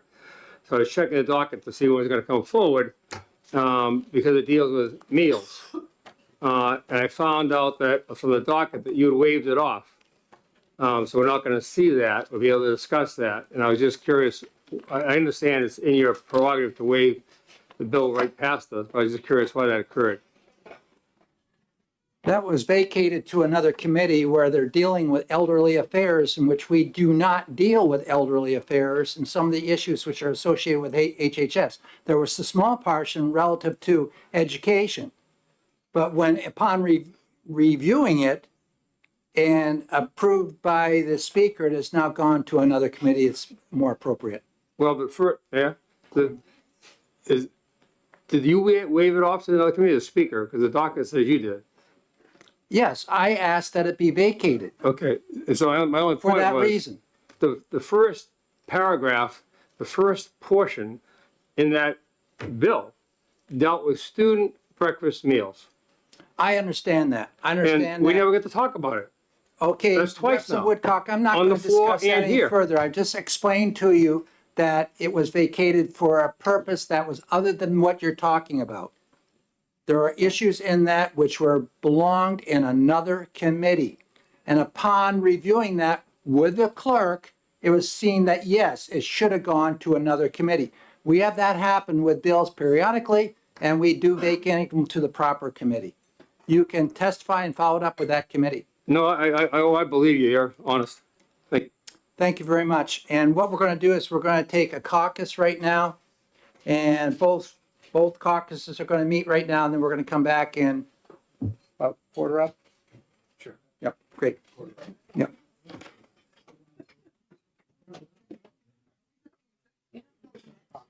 We may.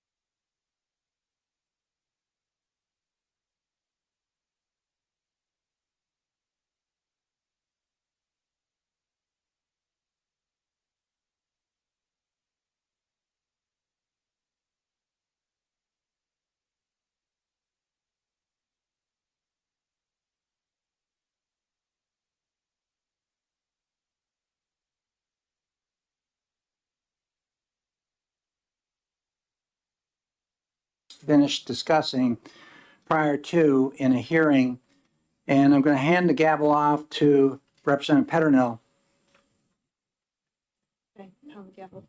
You go ahead and pound the gavel all you want. We're going to have an executive session on House Bill 442 Senate Bill 442 relative to student eligibility for education freedom accounts and the scholarship organization's costs of administering the program, extending phase-out grants for education freedom accounts, and revising the definitions of average daily membership and attendance and average daily membership and residence. And with that, I call on Chairman Ladd to make a motion. Yes, thank you very much, Representative. I make the motion of ITL. Would either of you like to comment? Or, sorry, comment from the maker of the motion? Yes, we have dealt with this issue. We have submitted a bill to the Senate at this time, so I think there's no further need for discussion. Thank you. So the motion was made, no, I'm not looking. Representative Dry, you need to be. I know, I'm like. I do have a concern. I do have a comment. Yeah, Representative Myler. I think my second is based upon the issue of not a need to expand the program to its current level. As I mentioned in the testimony of Senator Lang, I'm concerned about the overspending of it. I'm concerned about the department not projecting appropriately for their budget, so we have some sense of what the guideline is. And it's for those reasons that I think moving it from 350 to 400 is inappropriate. Any other comments from the committee? It's 442. Gonna slow down a little bit, let her catch up. I can comment. No.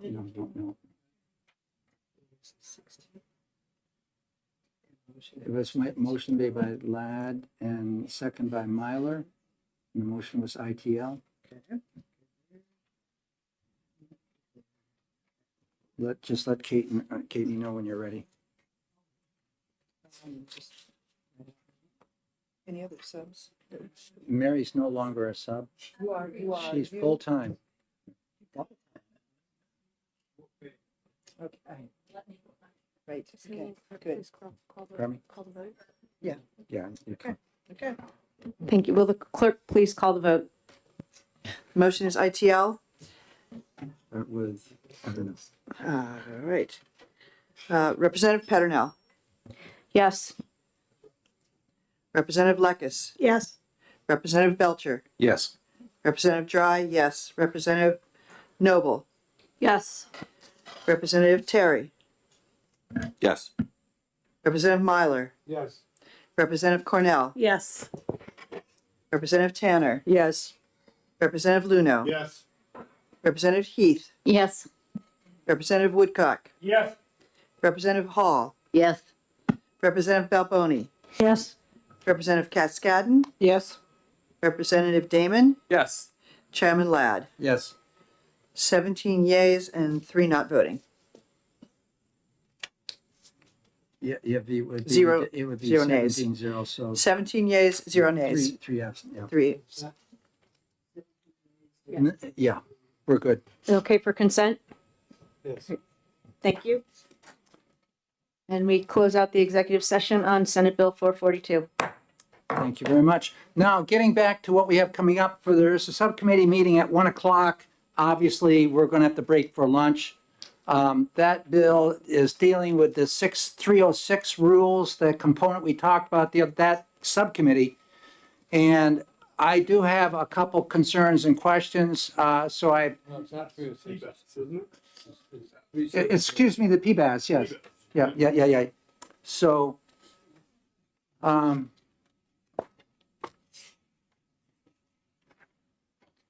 it's a subcommittee. Who are the ones that were going to be on that right now? It's Dry, Caternell, Yeah, you, yeah. Ladd, Luno, yeah. And me. Cascade, me, and Mhm. Do you want to meet today, or do you want to do it on a different day? Are you good still doing it, or I don't? Caitlin should be on. Yeah. They could not make it today. That was part of the issue too. They can't, they couldn't make it today. For the rest of the folks here, we're done that. We're just talking about whether we're going to go forward with this subcommittee meeting today or not.